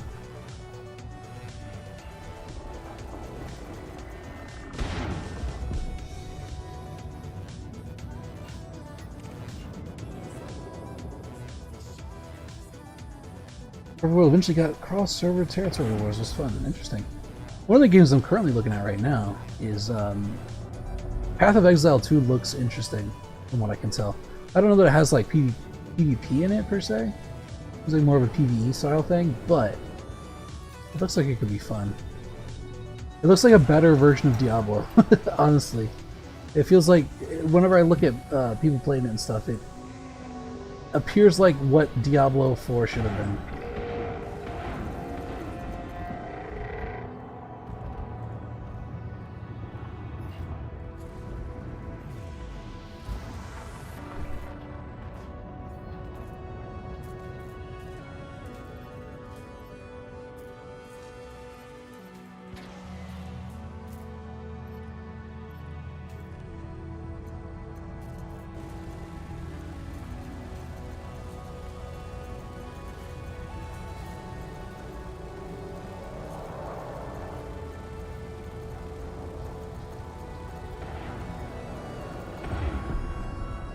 When one match my guild had someone in for the other server asked in the chat, how is that even a thing? Because I just did not know my health went straight back to full after getting to 50%.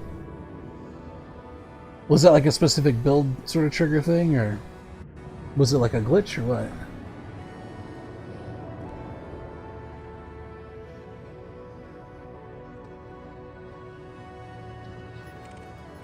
what? See, I'm a really big fan of games that allow you to mess around with builds, right? Games that allow you to do interesting things, like off-meta stuff. I'm really interested in theory crafting and things like that. I think it's really fun to build. Nice.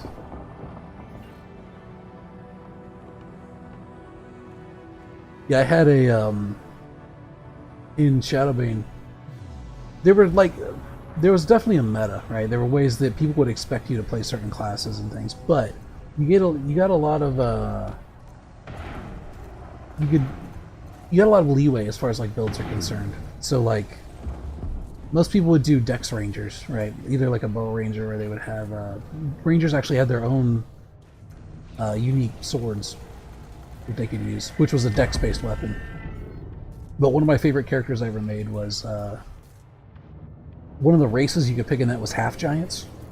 So they're like giant humans, you know. They look like humans, but they were really big and strong. And one of my favorite characters I made was a half giant ranger with a great axe. And rangers get like beneficial, I think fighter rangers get like beneficial bonuses to damage and stuff, melee damage.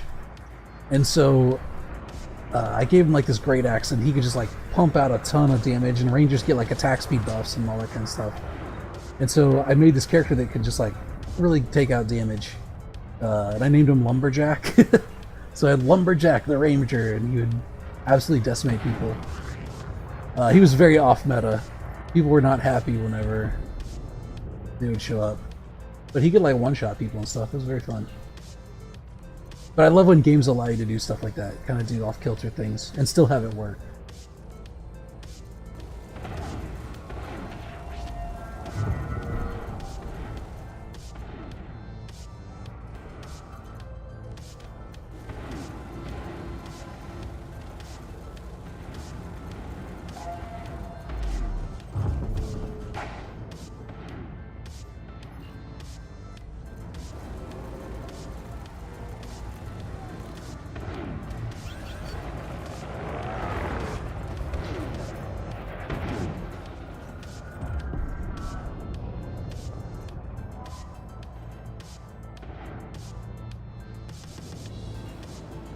Ooh, we got a Cyclops over here.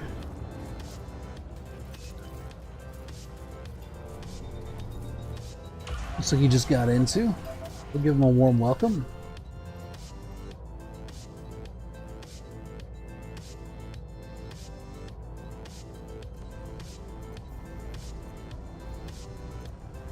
Assuming one of the other ships don't like insta-give him.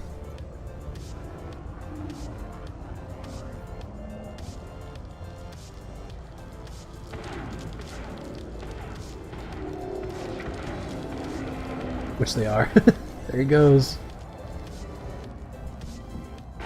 Good night, sweet prince. The royal community was very good at one thing, though, getting rid of criminals.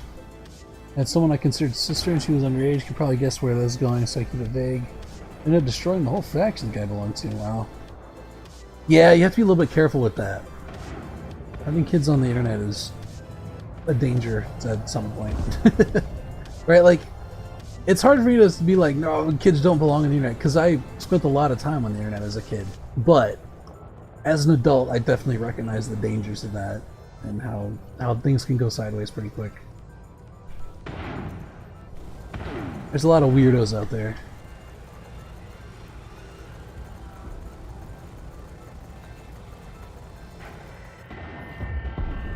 Yeah, when you said criminals, I thought you meant like in-game criminals, but yeah. That's, that kind of thing does need to be quashed whenever it shows up, I think.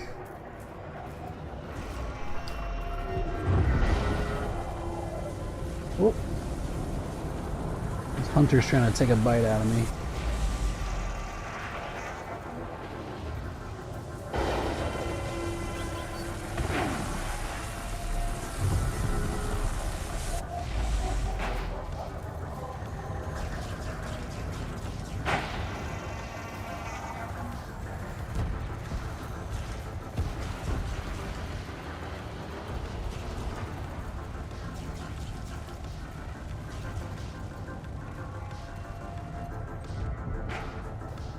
Alright.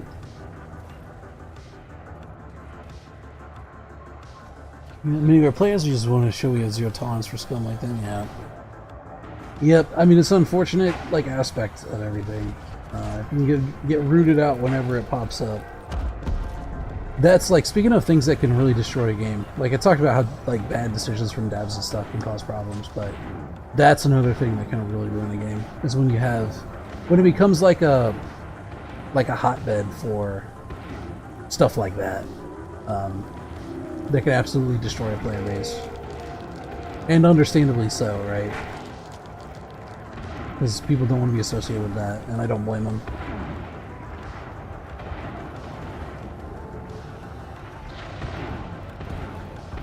Like, actual predatory stuff is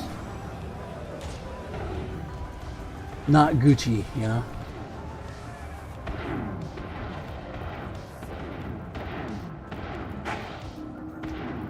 Well, are they going to be able to give it? They're working on it. Yeah, looks like it. They're gaining ground. Can I get it? There it goes. Especially new RPGs where it's easy to promise equipment for whatever. Yeah. That's been a thing, like, ever since I've been playing MMOs. I used to know guys, like, and this isn't necessarily like, well, I guess it is kind of predatory in a way. It's a far more innocuous sort of predatory thing than like child predators or whatever, but whenever I used to play, I would know players back in EQ who would make female characters just so they could get free equipment from other male players, right? They would pose as a woman and be like, you know, flirty or whatever, and get stuff, which is, to me, is kind of creepy, but they would do it.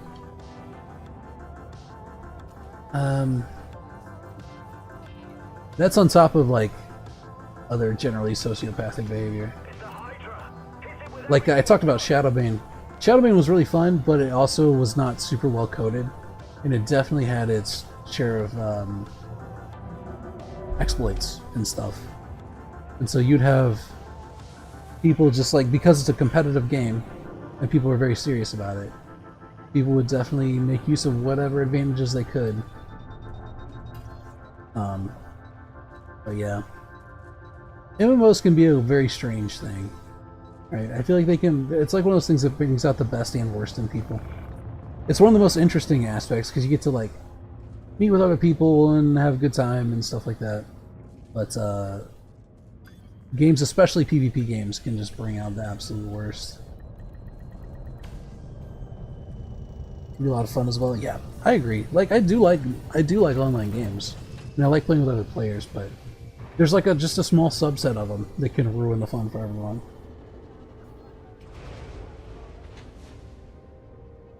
Farming's bad though, yeah. Yeah.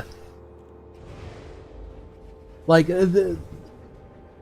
men role-playing as women to get free equipment in an MMO, I would roll my eyes at it, but I like, that's something I could at least somewhat tolerate existing. Other things where you got like actual predatory behavior, where people are looking for, you know, children to predate upon and stuff, that's not something that you can really tolerate, you know. Hey Dad, how's it going? Welcome to the stream. Yeah, because there are gankers in the system right now. So, for me personally, I'm not running into any gankers because I'm in the AXI private group. But yeah, one of the things about Elite, and this is part of the problem that I'm talking about, is that you have this like type of people in the game who just get a kick out of destroying people while they're trying to do other stuff. Which kind of goes into that whole sociopathic behavior thing. Right, they just get a kick out of it, and that's the only reason they do it. It's not even like piracy or anything. They're not demanding goods or anything like that. It's just they want to show up and kill people.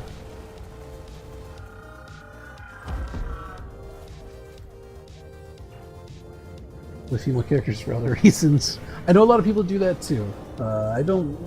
It's not something that I do personally, but I don't blame them for it. I get it.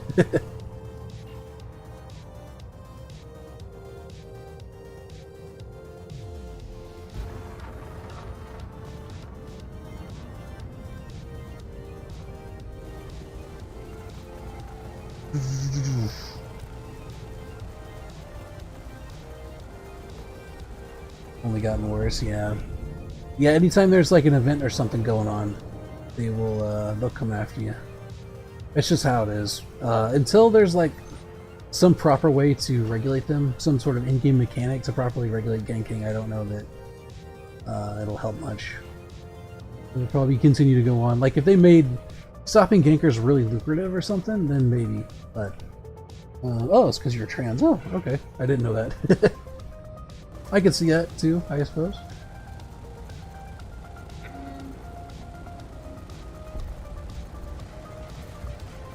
Most of the reasons guys play female characters in MMOs is for other reasons, but that's kind of what I defaulted to. But I suppose there's multiple reasons why someone could.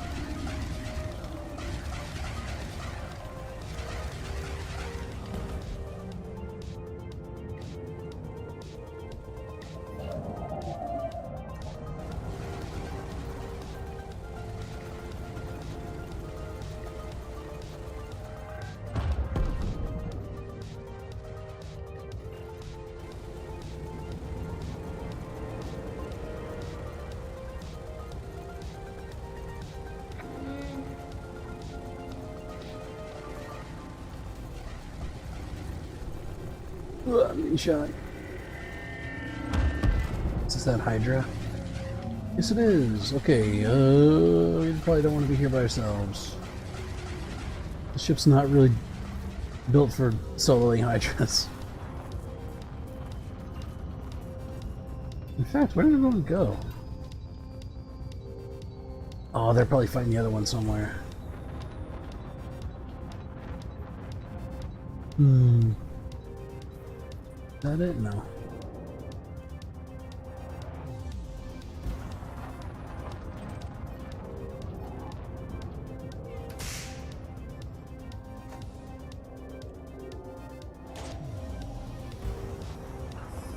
You don't see any laser fire anywhere, unless they're up above us.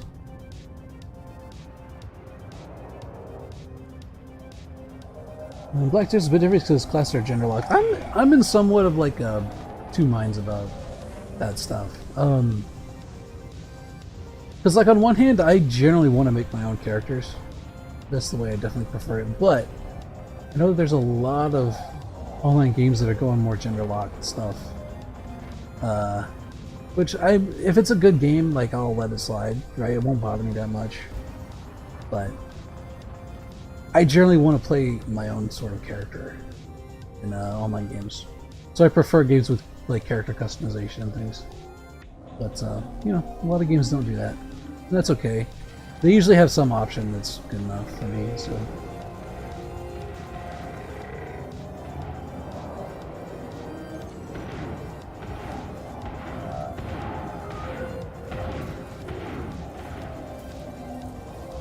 Yep, that Hydra's still on me. What the fuck, we're going down fast. Woo.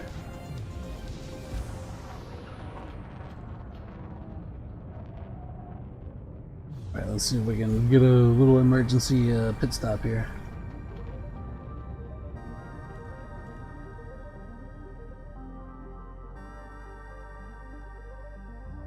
I think the class is very similar. Whenever I played, what was it? There was a game that came out a little while back that I'm trying to remember what it was called. Lost Ark. That's what it was. They did the same thing there, where there were definitely different classes that were gender locked, but the classes themselves were essentially like kind of like dupes of each other, right? They had similar mechanics and stuff. They just had different animations and models and things, which I'm fine with, right? That's like a good middle ground. I'm pretty sure that Path of Exile 2 is like that, where in fact, you don't get any customization options with Path of Exile 2. Like, you're just stuck with the character, right? With that class, which is also the character.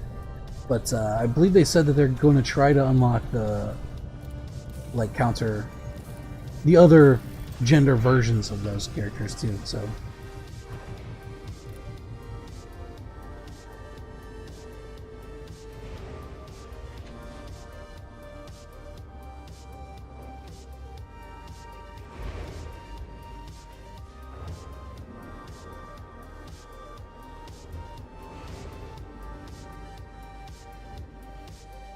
Come on, come on, come on. There we go. Let's see if we've updated yet. Maybe a little bit. I don't know. It looks pretty close to where it was before to me. Maybe we're getting kind of late in the day. I think probably the Europeans are starting to log off.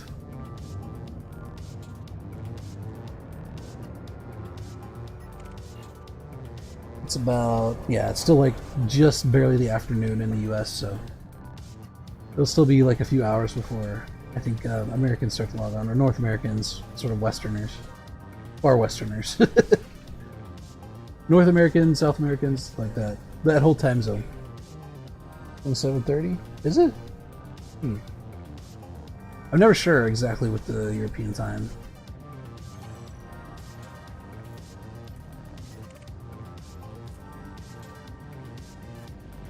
Maybe people are like getting dinner or something. Cool.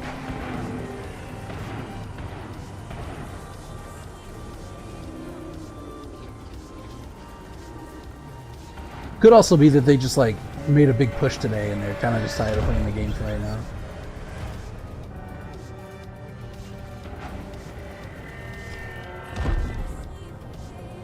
Top right Z10, 1 hour ahead of that. Is it? Oh, nice. I didn't know that. That's actually kind of handy to know. I used to watch a bunch of streams of UK people, so I used to like have a pretty good grasp of what UK time was like comparatively to mine, but I kind of like got rusty over the years.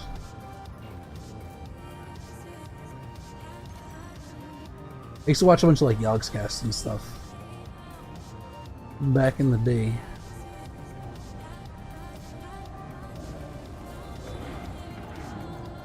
Let's get a scan on this guy and target some hearts.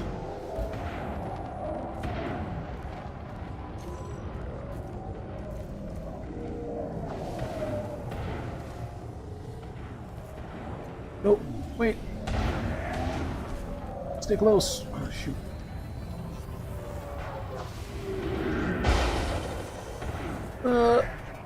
Oh no, we didn't quite get it.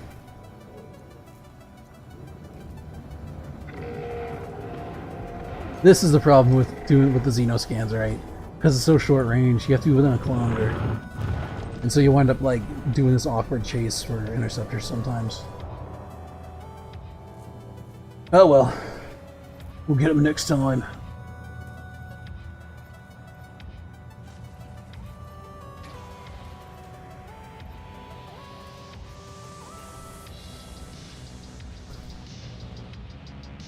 At least we got credit. We got the combat bond, so whatever. I'm not gonna complain about a quick kill. I wish 8 million was this easy to make in real life.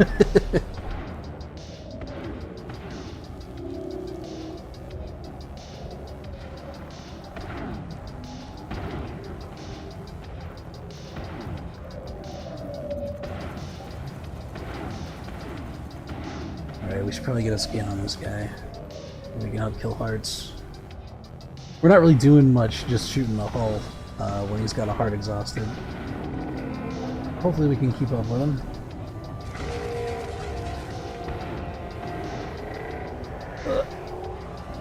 He's drifting.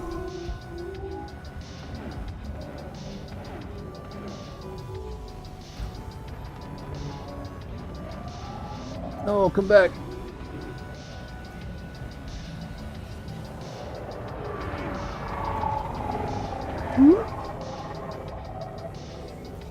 Come on, stick on him. There we go. Good. That takes forever.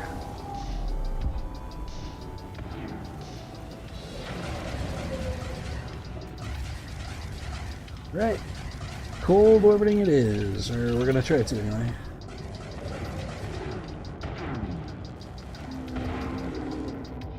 Yeah, we still made 1.4 billion in the last 4 days. God, can you imagine? Just wake up one day, make a cool billion, go to sleep. A job well done.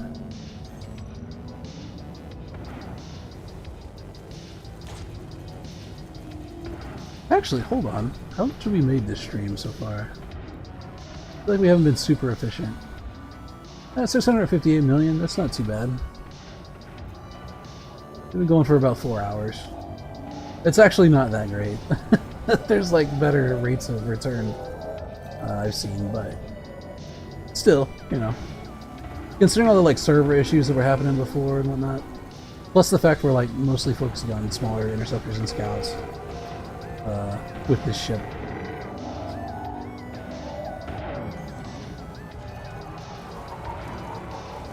Hello, where's the... Well, okay, I guess it's not. I guess he's no longer exhausted. We got a lot of heavy hitters in this instance, man. They're like blowing through it pretty quick.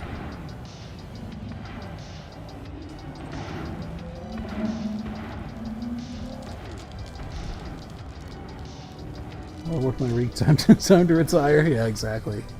God, if only.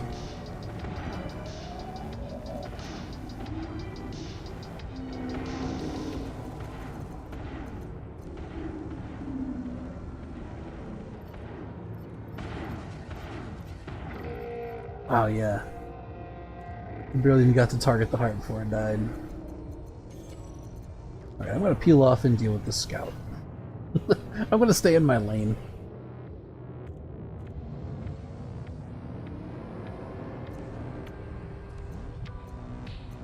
I think I might be getting more in the way than actually doing much with these Hydras.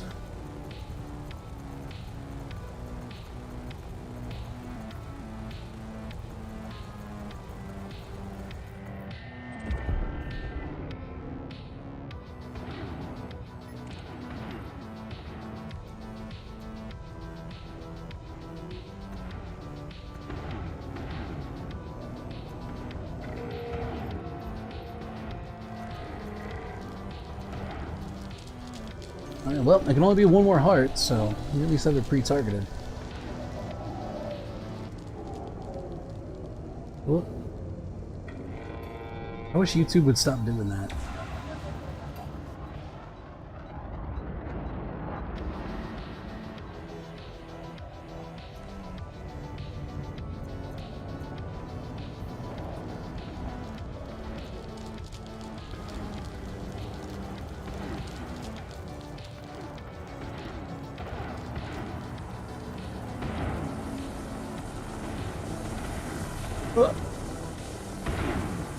Getting a little bit jostled.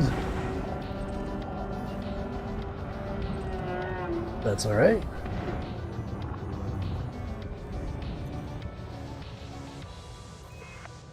That's the last of them. Great job, Ace. We couldn't have done it without you. Nice.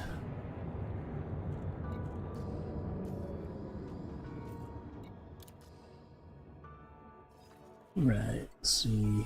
How much progress did we get done on it? Yeah, it's a bit slow going. I'm probably gonna call the stream here. I'm gonna hop off. I don't know. I might be back on later. The problem is Payday 3's just released a new map today that I kind of want to try on stream. So I don't know. I might do a Payday 3 stream later. To get a little bit of a break from Elite, but we'll see. I don't know. But anyway, thanks everyone for dropping in. Thanks Centrix and Dead.